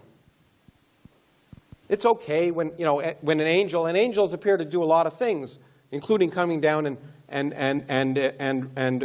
making revelations to Muhammad, which Muhammad didn't write down. As far as I know, the first example of the Quran was 20 years after he died, so there was a lot of talk. And some of that talk got turned into perfect writing well after Muhammad was dead. But those angels come down. But in this case, in the case of course, Lot, as you know, the angels came down, and they were men. They came in the form of men, which I don't think is allowed in certain versions of the Quran, at least. But anyway, they did. And then they were going to be raped. So what did Lot do? Of course, he said, don't rape them. Take my daughters. Because daughters are dispensable. What kind of moral lesson is that you want to learn? Okay? Now, I'm sorry, that's in the Bible. Actually, that's from my religion. Okay, or my ancestors' religion. I have none. Okay, so those are the kind of moral lessons that I find not sensible. And so I'm happy I picked the Old Testament and not the Quran to talk about immoral intolerance. The idea of punishing people for eternity for choosing to find something unlikely is not tolerant. The idea of punishing them in vicious, evil, ugly ways for all eternity is not merciful. It is the opposite of rational common sense. Now, in terms of explanatory things, let me just spend a few minutes teaching a little bit of science. So, if you have an infinite temporal, let's say time exists beyond our universe. Let's just allow for that because it's easier to describe that. And let's say our universe, a universe can, given the laws of nature, spontaneously come into existence. Okay? Then it will come into existence. It will come into existence at some time. And the fact that it came into existence at that time need not have any reason. It need not have any reason why it was that time rather than some other time. But whatever time it happens, it will come into existence. And people can say, there's some significance to that. But it must happen somewhere at some time, and there need not be any significance, any purpose, any intelligence for why it happened now instead of then. It's guaranteed to happen at some point. Now, if you say, during that creation, there are laws, one of which is the laws of quantum mechanics, which can create a universe with zero total energy. By the way, and by creating a universe, I mean a universe that didn't exist. There was no space, there were no times, and no laws, in fact. And then you come in and you say, okay, if that universe is created spontaneously, it must be created at some time. So a universe must come into existence. In fact, an infinite number of universes can come into existence if time is infinite. Okay? It's certainly possible. Then a universe will come into existence, and you can say, let me predict the properties of that universe. Well, lo and behold, the properties of that universe happen to be exactly the properties of the universe we live in, including the structure of the fluctuations of the cosmic microwave background that collapse to produce all the galaxies and all the stars and the planets and you and me. That's explanatory. There's no explanation at that level in any way in your book. So the explanation of a universe that could come into existence from nothing without any purpose, without any planning, without any reason, is explanatory. Now, lest I be misconstrued, that is just plausible. Because we do not have a full scientific theory. But to make the claim, as I know you've often made, that because that there are certain things we will never understand, is to misunderstand science. There are lots of things we don't understand today, and that's the reason to go out and do science. It's just like Darwin said, he said, in the evolution of species, I'm describing the evolution of species. I'm not describing the origin of life. We'll never understand the origin of life. We'll no sooner understand the origin of life than we understand the origin of matter. Well, of course, he didn't realize that we'd one day understand the origin of matter. Just as I expect in your lifetime and my lifetime, we'll understand the origin of life. We'll understand how chemistry turns into biology by doing experiments, testing, and not forcing our predilection that it's impossible. I had a debate recently where somebody said, it's impossible for non-life to turn into life. Well, that's a nice statement. It's a nice belief. And it's a belief you can have, but it's a belief that can be wrong. And that's the great thing about science, which you can call atheism if you wish. It's you're willing to change your beliefs. You're not assuming the answers before you ask the question. You're not assuming you know what's divinely right just because you interpret a certain book to mean a certain thing, and someone else may interpret it to mean something else. You will agree there are different interpretations of every book, including the Bible and the Quran. And so to presume that you know divine truth before you've asked the universe is not sensible. And I don't think I'll take any more time. Okay.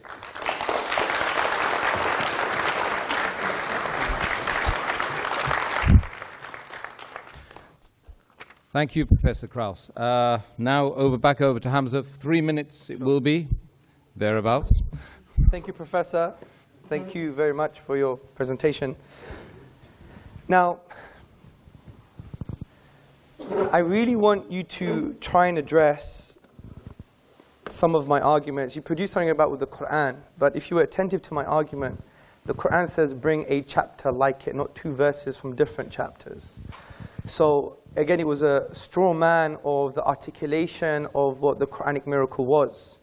And I could spend more time maybe during the Q&A to explain what that is, but I specifically said bring 1 chapter like it. Your computer model, which I like to see evidence of, by the way. But who just decides what's like it? I mean, do you decide or do I? Okay, is that a different question? To me, Shakespeare is more beautiful than the Quran. That's fine. Okay. But, or James Joyce. Yes. He doesn't use iambic I understand, pentameter. sir. Okay. But what you have to understand, sir, is this, is that I repeated maybe more than once, it's not based on aesthetic reception and your opinions on beauty. Who determined it? Well, it's the reality, empirical reality. No, I'm going to what's explain. empirical reality? Let me explain what the argument is again, because from your onset, you've misunderstood it. You thought it was quoted beauty. People who said it couldn't have been created. But those are just literary scholars. What if I say, yeah, it could be created? Yeah, let me just explain that, because your first presupposition was based on a falsehood, wasn't it? Yeah? You thought it was aesthetic reception. It's based upon the structural features of the Arabic language. Now, because I only have 2 minutes, I'll continue that in the Q&A, okay? So, also you're saying about that look, if the universe began, and we could show that maybe empirically or deductively. My focus is on the deduction here.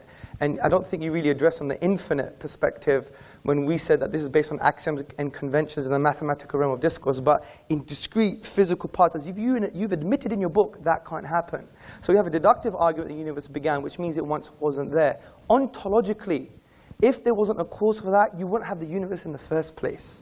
The second point I like to make. No, there's you see the photon that's lighting you up from that thing? Yes. It didn't exist before it was emitted by the electron. Yes. Okay? It didn't exist. Yes. It wasn't there. And you're saying there's no cause? It wasn't, you know, point is, yeah, I'm saying this.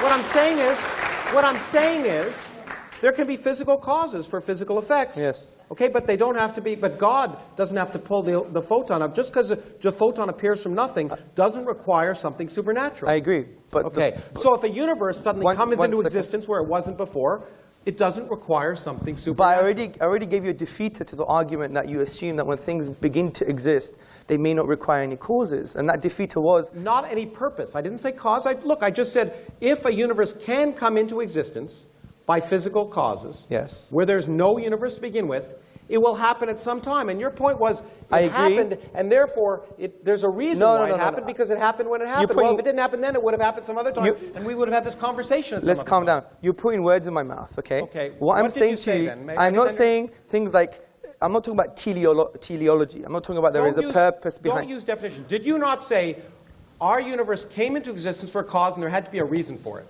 No, I didn't say reason. There had to be a purpose? No, I didn't say that. I said there is a cause. I thought you said there was an intelligence. You gave a whole long argument. Oh, that's after using conceptual analysis that you agree that there is a uncreated creator or a cause that was uncaused.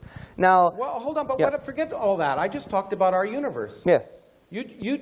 Are you agreeing with me that our universe doesn't have to have any purpose or reason to create it? No, of course I'm not. I don't agree with you. Well, but that's not my argument. My argument is, deductively, was the universe once absent? Yes. Yes. If that's the case, then ontologically, which means the nature and source of reality, is that it couldn't have come into being without a cause. Well, okay. First of all, I hope it's that way, because that'd be easier to understand. Yes. Okay? It's possible that it's not that way. Okay? So if it has, and you could take this out of my time if you want. I don't give a damn. The point is that maybe time exists outside of our universe. Maybe it doesn't. Let's just pretend it does. And then our universe came into existence, and there was a physical cause for that. That's fine. I'm fine with that. I'm fine with our universe coming into existence for physical cause, just like that photon being created. But as I pointed out to you, it's equally possible that these notions that we have in our brains, because we're humans living at a classical level, that time exists and is a continuous flow, may break down. And if they break down at t = 0, then any sense of the word cause becomes nonsensical. The word cause is a red herring in your terms. It's not worth discussing. It may not be relevant to the creation of our universe because there may not have been any time before it, and therefore this notion that every effect has a cause may be irrelevant if there's no time. Now, I don't know if that's the case, but I'm willing to ask the question, and I'm willing to do studies to see if it's reasonable. Yes. I'm not willing to presume the answer before I ask the question. Well, of course, I agree. Okay. But the point is, the presumption here is that you require time, and that there's a specific physical definition for time. Now, the presumption is after t = 0, you require time. That's absolutely true. The presumption that you require time at t = 0, if you took the equations as they're written, time would go out the window. I don't have a contention with the physics. That's your job. No, but there's no. But if you take it as they're written, there's no time. The time has no meaning at t = 0. Okay, agreed. Great. According to the physics, I don't disagree with you. I highly respect that. But all of that is inductive in nature. No, it's not. Of course. What is it based on? Is it deductive? It's based on observation. Which is inductive. Well, no, it's empirical. It's empirical. You know, the problem is, it's empirical. Okay, well, what's empirical? Okay. Look, I don't care. Look, the do you have an infinite set of observations? Mm-hmm. Have you had an infinite set of observations? Now, if you're going to tell me I read something you wrote which really misrepresented science, you're absolutely right. If you're going to tell me science can never tell anything with absolute certainty. Yes. Okay. Except things that are wrong. Yes. That's what science can tell. I agree. Science can tell us the Earth isn't 6,000 years Okay, old. good. Science can tell us that science can tell us many things, and so I don't all the disagree with you. Okay. I don't disagree with you. Okay, so the fact that science can lead us closer to what is the underlying reality is absolutely true, and the fact that science can't say with anything with absolute certainty is absolutely true, except what's wrong. Yes, I agree. Okay.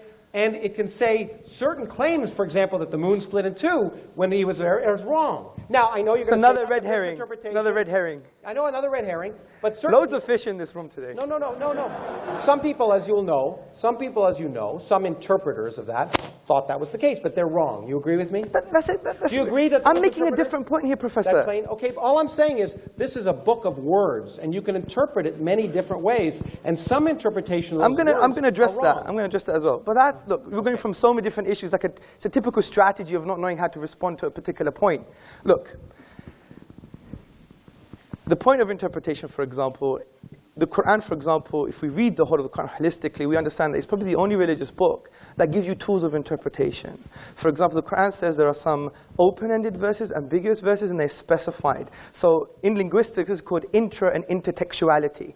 Now, therefore, it creates a scope of interpretation. Yes, I agree there's interpretation, but there are some things that lie outside of the scope because you don't know the language, you don't know the interpretive tools, you don't follow the scholarly tradition, etc. So there is, yes, I agree, a scope of interpretation, but it's fixed.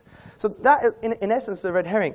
The point I want to get to What's here, different about that than, say, Christian theological's different interpretation of the Bible? well, that's very interesting. Well, for example, in the Protestant tradition, the reason they moved away from the Catholic Church is because they said, look, it's me and my book, and I could interpret the way I want. But now a lot of Protestants are coming back to the Catholic tradition because they're saying, how do I understand God's word? And that's why they see the church entity as an interpretive authority, do you see? So obviously they have their own confusions, but the book doesn't tell it how to interpret it. That's why you have the German School of Systematic Theology. The Catholic Church, which now accepts evolution, for example, would say, you're right, the book doesn't tell us how to interpret this ridiculous first... But I just want to get back to my original point, which is, so there's nothing unique about it. You keep pretending Islam is unique, and I don't see it. Can we deal with a point at a time? Okay. Yeah, okay, but you throw these things out. We believe Islam is not unique. If I don't Professor, challenge them, Professor, then we don't believe Islam is unique. We believe it's a universal message that believes in one true God. Don't enslave yourself to your ego and your desires and the beast aspects of man or to the social pressure, loyal because I'm worth it. So but free yourself from these shackles and worship the divine, which gives you true freedom. Because if you want real liberty, interestingly, the word ruh in the Arabic language means soul or self. And it comes from the triliteral soul or stem. Self? Which one? Both, in different contexts, okay? We just be nuanced, okay? Not reductionist. So what's a soul? You want to tell me what a soul is? Well, when you die, you'll find out. Let me just get my point.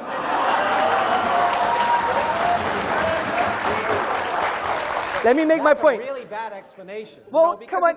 Because it gives me something I can't test. Listen, I'm the Greek. I'm supposed to be full of sophistry and rhetoric here. Well, you are, but that's true. Okay. The point I'm trying to say is that the word ruh etymologically shares the same meaning with the word raha, which means liberty and serenity. And interestingly, we all want to seek this type of liberty, but the irony is, from an existential perspective, what does it mean to exist? Who am I? We're all in a state of slavery because your birth, sir, your birth, madam, is just like the American writer once wrote. We're born, and then we're sold into slavery. You never chose your birth. Well, it was Rousseau who said that. Man is born free and lives forever. Yeah, exactly. Okay. Well done. Good. So let me get poetic here. Yeah. Okay. So the point is, we don't choose our birth. I didn't choose I was going to be Greek looking like a Pakistani. You never chose a... If you shaved, you wouldn't look so Pakistani. Well, I'm growing my hair just like yours. Okay. So, it's true. It's nice. That's true. So the thing I'm trying to say... your hair, by the way. Thank you. We're becoming friends now, yeah? So the point I'm trying to say is, look, let's be nuanced about some of the narratives from religion. Like, in essence, that's how, you have to empathize and see the filters that the Muslim will use. And that's why a Muslim woman who may cover her hair, a Muslim man who may grow a beard, these are not reasons because it's like this kind of ridiculous type of blind slavery. We really understand that the only way to free yourself from the shackles of the ephemeral nature of social pressure, because we're social animals, of the very fact that you didn't choose your birth or your ethnicity or even your own gender, you free yourself from these shackles by what we call ubudiyya, a servanthood to the divine reality. But the question I want to ask is yes. it sensible? So why is it sensible for a woman to be covered up and not a man? Well, I am covered. No, you're not covered up. You're not covered up. You You're wanna not put in a bag like some of the people back there. Well, it's not really a bag. No, it is. Yeah? As far as I'm concerned, it is. Okay, look, that's a different question. I'm not going to get into the moral judgments of certain traditions because at the end of the day, And, we've already... and by the way, they're all only Islamic. I mean, if you want me to offend other religions, I'm happy. No, to I'm do not it. saying that, Okay. Kras, but someone who is rationalizing incest doesn't have no moral high ground to point the finger at Muslim women. I mean, and the other point, yeah. No, but let me finish. I explained why. Let me complete the sentence. I'm sure it wouldn't go ad infinitum. Okay. Let me make my point. Well, we could go ad infinitum because it could last an infinite amount of time. It's sort of Potentially. So, not you actually. agree? Potentially, yeah, but not actually. That was my point, which you misunderstood. So the point I'm trying to say, Professor Kraus, is this, is that, you know, these pointing the finger at other traditions, where is your ontological basis for an objective moral value like this? Well, you know, in fact... Is it objectively wrong that she's wearing a bag? What? Is it objectively morally wrong? And how is it objectively morally wrong? wrong? I asked if it's sensible. Okay, is it sensible? Okay, and so my question to you is, it seems to me that given the fact that I happen to view women and men as, you know, we have differences, inherent genetic differences. Of course, yes. But in every other sense, we're equal human beings. And in fact, in many senses, as you know, there are advantages and disadvantages. We don't disagree with that. So I do not see any reason to treat women differently than men. It doesn't make sense to me. That's all I'm saying. Okay, fair enough. Good. Okay. So the point is, when we make moral judgments, I know you use the word sensible, but other times you're making moral judgments. I don't talk, unlike you, I don't talk about morals because I try, in this sense, the question before us was not, is atheism moral or is Islam moral? It's, is it sensible? And when people act... So why have you spent 25 minutes pointing the finger and making moral judgments rather than trying to deal with my argument?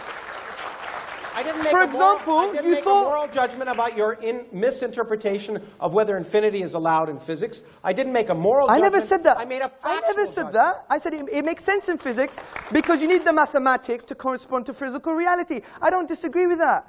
I am saying... So you need the mathematics to correspond to physical reality. Is that what you just said? Yeah, of course you do. According to physical physics. reality can allow for infinity. According to what, I learned a lot from your book, actually. It was quite interesting. You said, even in your book, I think it was page 81, you said that essentially, you know, there's the maths, and I need to improve my physics to ensure it's in line with the math. And interestingly... No, I need to improve my math to ensure it's in line with reality. Okay, good. So Okay? what With is... the evidence of experiment. Yes, good. So if my math doesn't agree with the evidence of experiment, then I change my math. And that's why I think, and I don't want to build a straw man, you made a conclusion in your book. You said, this is why you can't have an infinite anything. No. You said that in You your show book. me where I can't have an infinite anything. Yeah, Did I talk about give me the infinite book. energy density? Let Did me I talk find... about whether the universe might be infinite? Let me find it for you.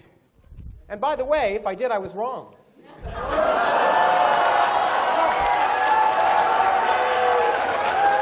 I mean, One second. No, that's honorable. That is honorable. That to me is the worst kind. That's honorable. No, that is honorable. I admit. Offensive about these arguments is you quote people as if what they say matters. But the great thing about science is there are no authorities. I agree. There are no scientific authorities. Everyone can be wrong, and we all are. That is honorable. That is honorable. I have people to. who claim to be, including Benedict, before he stopped being Pope. Yeah, 1 second. 1 second. Just bear with me. He wanted it here somewhere. No, I'm enjoying it. Yeah, please. No, this is good. This is good. Okay, so here we go. Infinity is not a pleasant quantity, however, at least as far as physicists are concerned, and we try to avoid it whenever possible. Clearly, the energy of empty space, or anything else for that matter, cannot be physically infinite. The energy of anything. No. You said... Sorry. Or anything else for that matter. The energy of anything cannot be physically infinite. Where's that there? The energy of empty space or the energy of anything else. You're reading another book now. I wrote that. Well, Mohammed may not be here to talk about the Quran, but I'm here to talk about my book. And you don't even know your own book. And my book says, I repeat. Yes, do that. I repeat. Maybe I should change it into Arabic so you understand it. But the point is, the energy of empty space or the energy of anything else cannot be infinite. Oh, okay? Okay, That's fair enough. what I said. Okay, good. So really, it's suggestive of my point. No. Sorry. It didn't say space cannot be infinite. Did you get this signed, by the way? It didn't say space. Oh, yeah. It didn't say space cannot be infinite or time cannot be infinite. Good. Because they perfectly well can. Okay, good. But there's another point you made. Wait. No, The other point is... I mean, you're making a big mistake to try and talk... No, I'm not. I'll be happy to... You'll be happy to show me what you said if I misquote you. Listen, Professor Kras, I can only read your words when you say, or anything else for that matter, means or anything else. But I know I shouldn't have... I know... Was that paragraph about energy? Yeah, but... Okay, just ask me. Also, there's a context now, but when it comes to religion, there is no context. No, there is. But when it comes to physics, there's a context. No, I talked to you about the fact that different interpretations lead... Fair enough. I agree. I agree. People have interpreted the Quran incorrectly. I agree, Professor Kras. But listen to this. What you have to understand is this. Do you agree that the universe started at a finite time ago? Do I agree? Yes. Because you made that point. 13.72 billion years ago. Yes. It's as far back as we can go to about the first millionth of a 10 to the minus 43 or something. Well, no. no. Has it changed? Empirically, we know it to about a millionth of a second. Yeah. Okay, excellent. Of course good. It started finite so time good. ago. Exactly. So that, I said, was suggestive evidence for my deductive reasoning. Okay? Well, it was suggestive evidence for the Rig Veda, Akhenaten, yeah, I know. Good.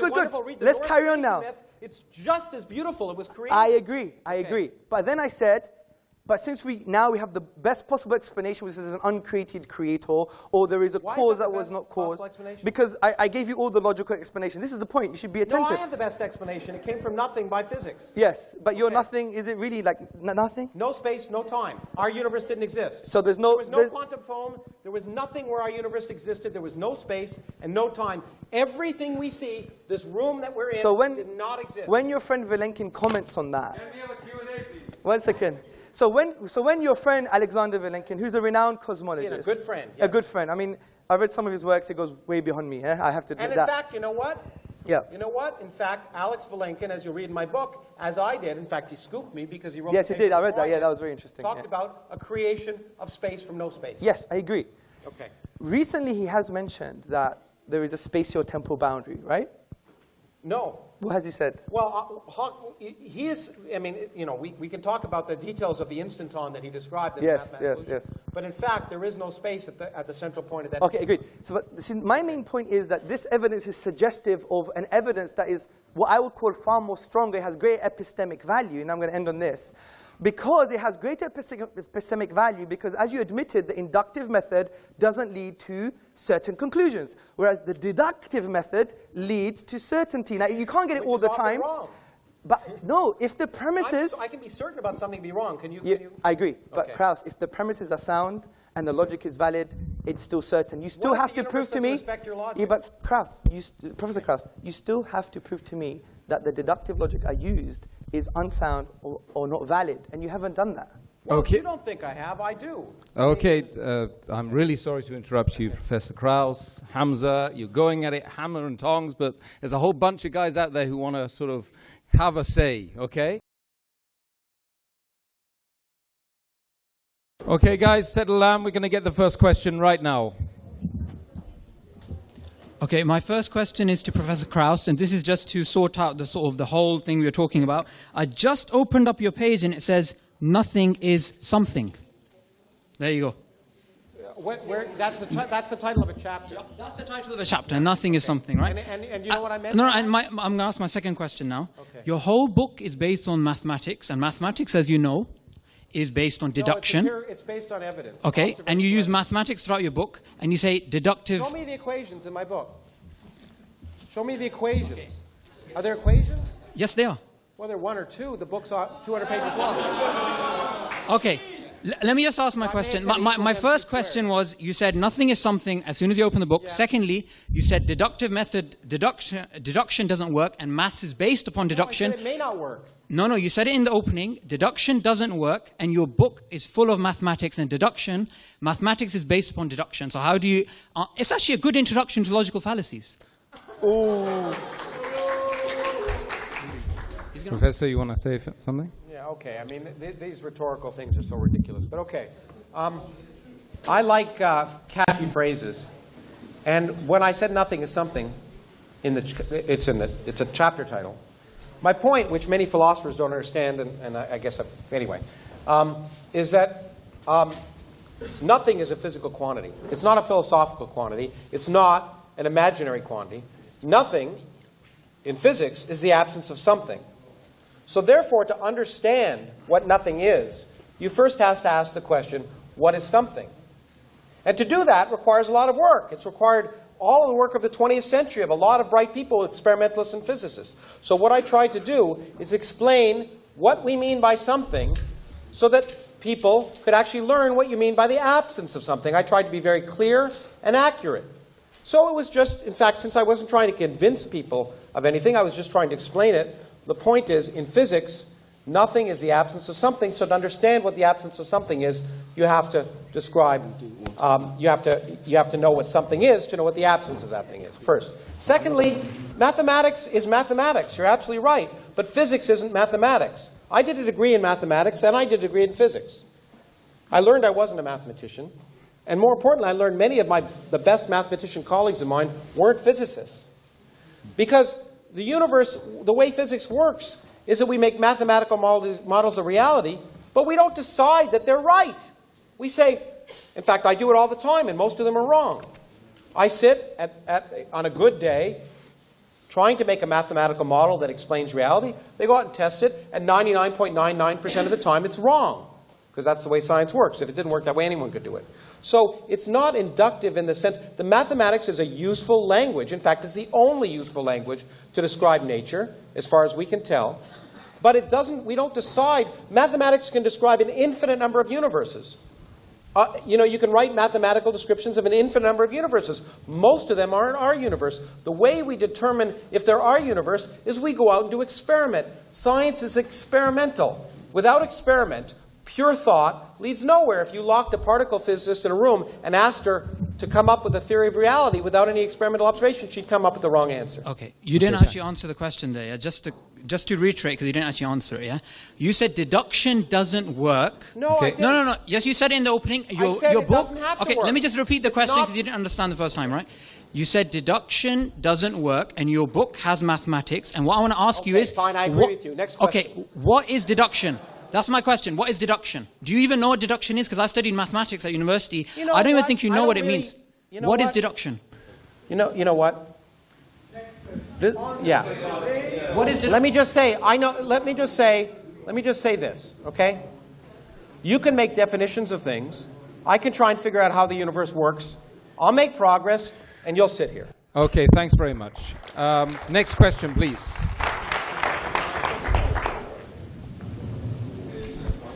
Hi, my question is to Hamza, and it's about the things he said about science and Islam. He's done a research paper on embryology within the Quran, and the idea that I'm getting is that it's sort of better to actually understand Arabic more to get more scientific ideas out of the Quran. But where is the LHC equivalent in terms of Islam? Where's that? What is the LHC equivalent? LHC, Large Hadron Collider equivalent. Large Hadron Okay, in Islam. Yes, or genomics. I mean, wouldn't it be a better idea just to study the Quran and come out with these results? Okay. And when can we see That's those a good big question. results? The first point is that essay that was written wasn't to show that the Quran gives science. If you read the essay, it basically says the Quran is very general and at most places concerning science quite ambiguous. Now in Islamic theology, these verses are what we call teleological. They're there for specific ends to make you think. Like frankly, only someone really silly is going to think that you're going to find quantum physics and embryology in a holy book. Because that's not the divine, that's not the will of the Creator. And St. Augustine said for the Bible, too. The Bible isn't a scientific book. Yeah, but it's not a scientific book. Yeah, anyone like says Al-Shatibi, he was a theologian, and he said, look, this book, the Quran, is there to make you think about the most important questions about life, man, life, and the universe. Who am I? Whose am I? Why am I? For whom am I? These existential questions. And I agree with that, by the way. I think it probably is that. Thank you, sir. Okay. So the point I'm trying to make here from the embryology perspective is to show not that the Quran is scientific per se, but that its language is not representative of a 7th century science. That was my main point. So it's got nothing to do with the fact... Wouldn't there be more? Sorry? Wouldn't there be more science in there? No, but why should there be? My main... No, well, in some cases there is, but not in terms of here are the details. It's more like, the unique thing about the Quranic discourse, for example, when it talks about natural phenomena, it will present a word, for example. And that word will have a scope of meaning.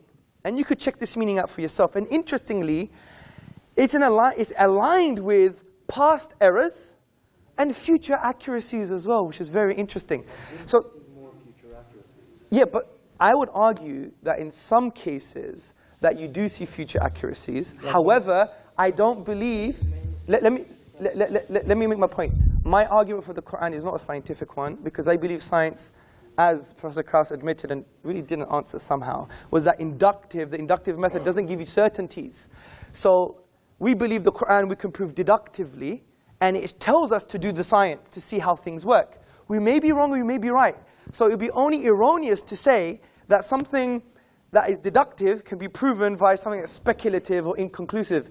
And this is why I empathize with you. The current trend in our modern, what we call da'wah, propagation of Islam, is heavily reliant on science. But we have to understand what science is. That's why I wrote the essay on have we misunderstood evolution. I don't deny the science of evolution. I just go to modern academics on the philosophy of science. And there are issues, like the problem of hard or weak empiricism, the problem of induction, falsification, and so forth. So from that perspective, I think you've misunderstood the point of the paper. But I hope I elaborated. To suggest that evolution was not as well and tested a scientific idea as gravity or quantum mechanics. We make new drugs based on it. In fact, the evidence of evolution makes evolution a fact. Okay, I even addressed that. Yeah, and I tried to read it, and it seemed to me that you were suggesting it wasn't. But anyway, I may have misunderstood it. So I'm willing to agree that I may have misunderstood it. But that's the lesson I was getting out of it. Okay, good. Maybe we could have a coffee after. Okay, we're going to go to the Jazakallah khair. We go to the next question, please. Thank you for the very emotive debate. My question is to Professor Lawrence Krauss. Why did I guess that? Okay. No, go on. Anyway. Firstly, let's not conflate science with atheism. What? Firstly, let's not conflate science with atheism, as we would all agree that science doesn't logically entail atheism. It is methodologically neutral. Therefore, my question is this. Science being an empirical method based on observation and experimentation can never answer metaphysical questions such as the existence of God. So then it would arise, how do you, as an atheist, maintain your position? Because you've said, for example, empirically speaking, we can't say God exists or does not exist. Rationally, deductive, you've already ruled out. Therefore, how can you rationally justify your belief? How can you say it's common sense and nonsensical, please? Thank you very much. It's a good question. Okay, I should clarify that. I think it's a very good question. And so, yeah, let me clarify that question. Okay, let me try and clarify this. I want to more, again, emphasize that atheism is not a belief. Okay, it's not a belief. As a scientist, I don't believe anything. As a scientist, I don't believe anything.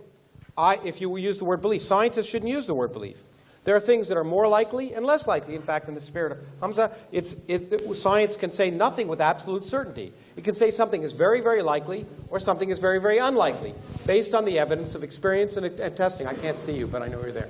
Okay, and so I find it easier to talk to a person. Okay, and no, stay there. I can see you now. So the question is, what is more likely?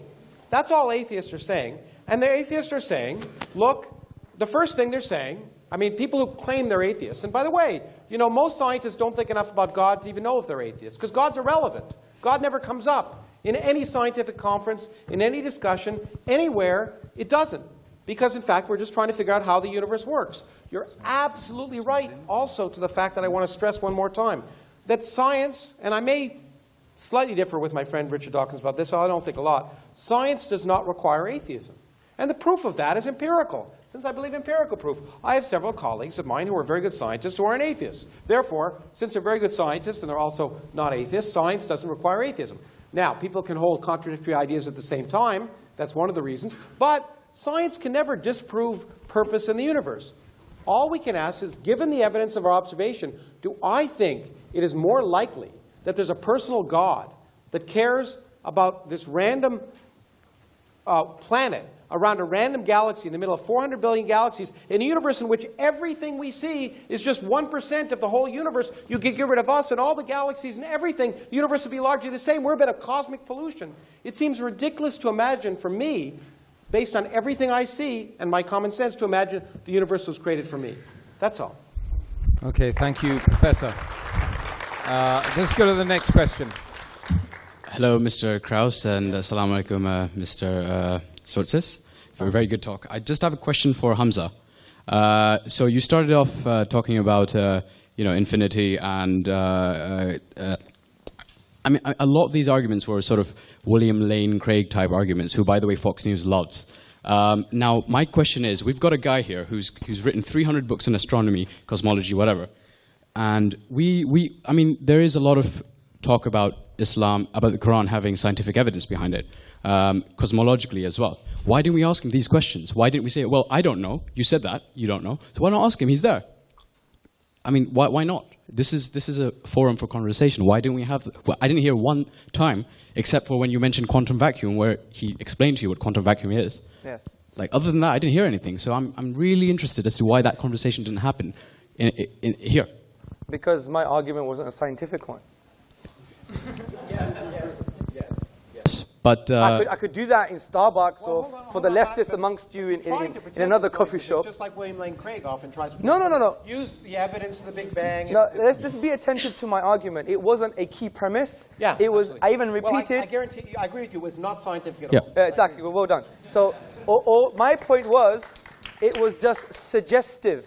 If you remove that argument, you still have my deductive argument that hasn't been addressed. No, I know. Yeah. What I'm saying is, then why did you use the linguistic argument? Why not this, Because there's so many arguments. I don't hold the view that the scientific argument per se is strong enough to become a deductive Right, so it has argument. to be linguistic. So let's make No, there's many others. There's historical, there's numerical. I could give them to you now. Historical is also based on evidence. Let me make this clear, because it could be a real difference, and it should just represent our fundamental differences. Yeah, of course. You don't believe that your beliefs should conform to the evidence of reality. No, of course not. Okay. I don't. Good. Okay, no, but good. Well, that's fine. But That's Kraus, you just even agreed that science itself, which we love and we think is a mercy from the divine reality to use, that has correlated verses indicating we must use reality and be empirical. You've assumed that empiricism itself would lead to an understanding of reality, absolutely. But you agreed that's not the case. I never said any absolutes. I've always said plausible, likely, unlikely. That's the way science works. And the whole question here is, what's more sensible? And the point is, once again, I said empirically, 1,000 religions, you're all atheists for 999 of them. I'm just an atheist for one more. Yeah, but this is precisely my point. Yeah. Why would I, therefore, use an empirical inductive method to form beliefs that I believe are certain? That would be obnoxious of me. So what I do is, if I believe something is so certain as the existence of the divine and the miraculous nature of the Quran, I'm not going to use an inductive method which is speculative and probabilistic, which you would even agree ranges from 0 to 99%. I would have to rely heavily on what you would call other methods, epistemic routes to knowledge, such as deduction. And are they sensible? Well, they are sensible. And here's the question, as Carl Sagan would have said, extraordinary claims require extraordinary evidence. And the claim that you're absolutely certain of the truth, that you personally are absolutely certain of the truth, is a remarkable claim. No. And the evidence you presented was not... Straw man. I'm absolutely certain of very basic truths, and this is called epistemic foundationism. No, I don't have that presumption. I'm not that presumptuous. Well, you obviously have a presumption that induction works. That's the truth in itself. No, I don't have the presumption that I know the truth. Let's presume there's more questions as well. Okay, let's go. Hi, my question is for Hamza. Oh, yes. My question is, I just want to clear something up before I go on. Do you think that logic and science are two separate paths to truth? Because Professor Kraus here is taking the scientific approach, you've been taking the logic approach. Do you believe they're mutually exclusive, that you can have a logical... No, of course not, because you can have a deductive argument that its premises rest on induction. So that's fine. And an inductive argument, by definition, is empirical by nature. But the point I'm trying to say is, there is a difference between induction and deduction. That is a clear distinction. Well, sure. Exactly. So the point is, if we do have a valid and sound deductive argument, then for God's sake, let's address it. Not just say, oh, you guys put women in bags, or you scratch your ear on a Sunday, or you don't clean your earwax, or all these kind of random red herrings that were coming along, right? So the point is, to ask empirically what's, to me, and maybe this is a different word, maybe we should have defined the word sensible. Please, yes. Sorry. Could I interrupt? Sorry, that wasn't the question. My question was that if you think logic is, you said you didn't think it was independent, but do you think that your premises, because that's what your arguments rest on, are informed by empirical evidence? Some of them are supported, but the majority of them are deductive themselves. Okay, next question. And that's what makes deductive very strong. If you have premises that are deductive and the conclusion is sound and valid, therefore it's a deductive argument. So that makes it a very strong argument. And that's why I said it would be irrational to take induction over deduction if you have a deductive argument. How do you know that they're valid if you don't test them? Because you know them conceptually and metaphysically and philosophically. Just like that woman knew to drown her 4 kids. Yeah, but, okay. No. Okay. No. Let me address this question. Sorry. The interesting thing is, your very statement is a metaphysical statement. It could be translated metaphysically.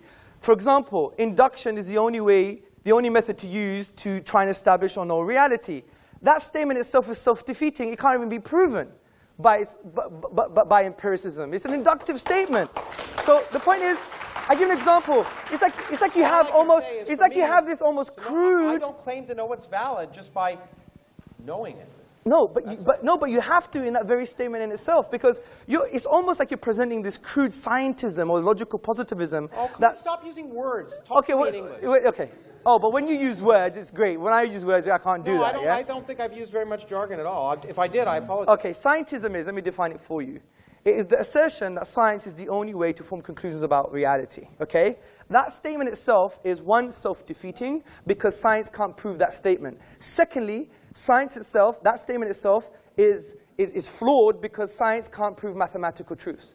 Also, it can't prove ontological truths. It can't prove moral truths, historical truths. If you study epistemology, sorry, excuse me, sir. How do you know it can't prove historical truths? Let me make a point, sir. How do you know it can't prove moral truths? So you're making these Okay, let me make my point. How do we know Aristotle existed? There's lots of evidence. Okay, let me give you a piece of evidence that I know. We know him through Plato. Okay? It's highly likely that he existed, which is what science would say. Yeah, but let me make my point. Even anyone studying epistemology, which is the study of knowledge and belief, you would know that the majority of your opinions in this room as well is based on non-empirical evidence. It's based on. Let me finish. I understand that could be wrong. Yeah, but Aristotle may not have existed. Yeah, but you're missing a point. I'm trying to show you there's other routes to knowledge, sir. Which is not knowledge. Such as testimony, for example, authentic and valid testimony. Oh my goodness! You really believe in testimony as proof of?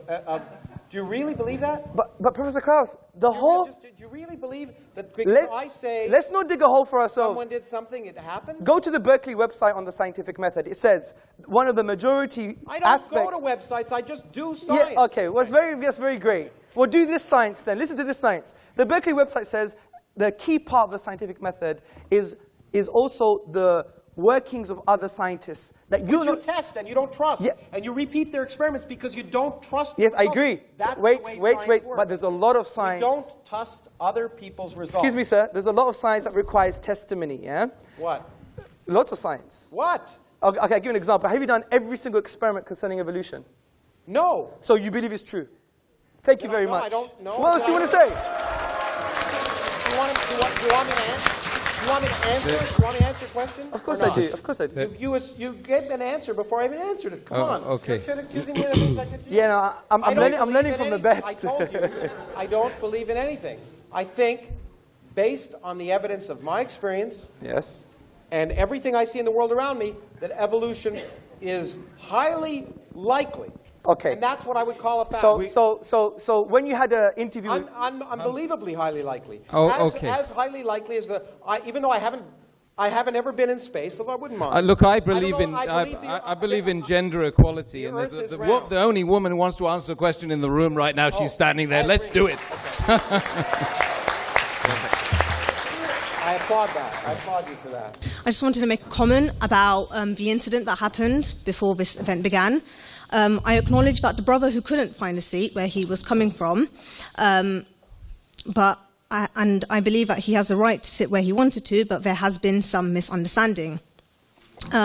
Firstly, Islam makes it very clear that equality is incredibly important, and that no black man, for example, is superior to a white man, and vice versa. But the issue here was not one of superiority, as no one imposed segregation upon him. He was allowed to sit with the ladies at the back, and he was also allowed to sit at the front with females. But if some of us, if some of the ladies, chosen to sit at a distance from the men, why must he impose himself upon us? If I sat in a restaurant with my friends away from men, would it be appropriate for him to join me at my table too? And I'm basically offended by his disrespect for my values.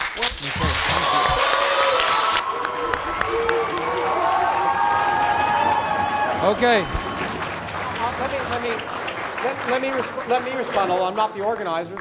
Let me respond. Look, the point is, as I said, I don't think people should be uncomfortable, okay? And they should move if they're uncomfortable. However,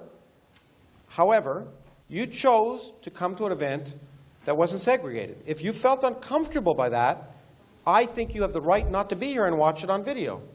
But you chose to do that. And therefore, and I realize that you may be uncomfortable sitting with men, and I respect that. You shouldn't be forced to do that. But if you choose to go to a hockey game or a what do they call it here, football game, which is really soccer,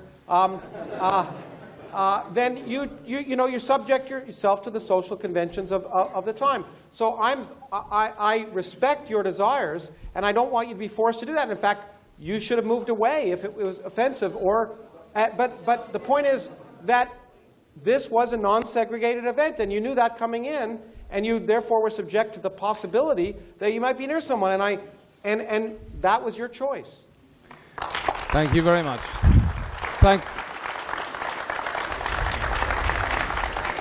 Okay, thank you very much. Thank you very much. You guys, mashallah. Oh, sorry.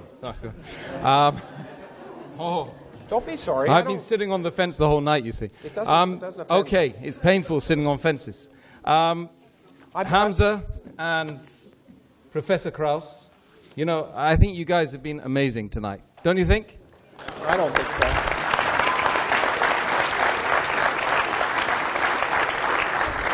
But you still got to convince the audience up there, so you've got 2 minutes each.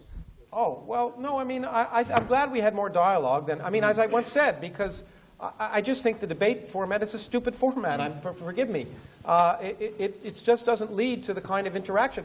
Actually, there's been some positives that have come out of the fact when Hămză and I have talked that have been much more positive than when people make these rhetorical long statements and try and define things and try and sneak the other person into some logical contradiction. It's just not good for education. My intent, and I'm sure I've offended people here, my intent was not to offend. I always offend, and I offend some of my scientific colleagues too.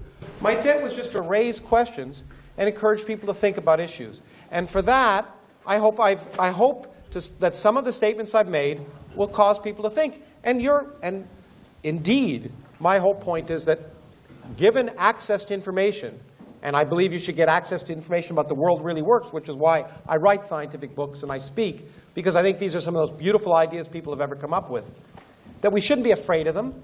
We shouldn't fear them. We shouldn't view them as if, in fact, if they offend our beliefs, that's a good thing, because it means our beliefs are wrong. And that, as I say to students all the time, is the greatest gift we can have. Changing our minds and learning is what's produced the progress that allows this room to happen, that allows these video cameras to be recording things. So I just hope that as I hope I am willing to change my beliefs or change my mind in the presence of evidence and get information, that I hope that some of the things I've said have spurred your thinking, and I certainly don't want to convert you into anything. And so thank you for listening. Hămză. Oh dear.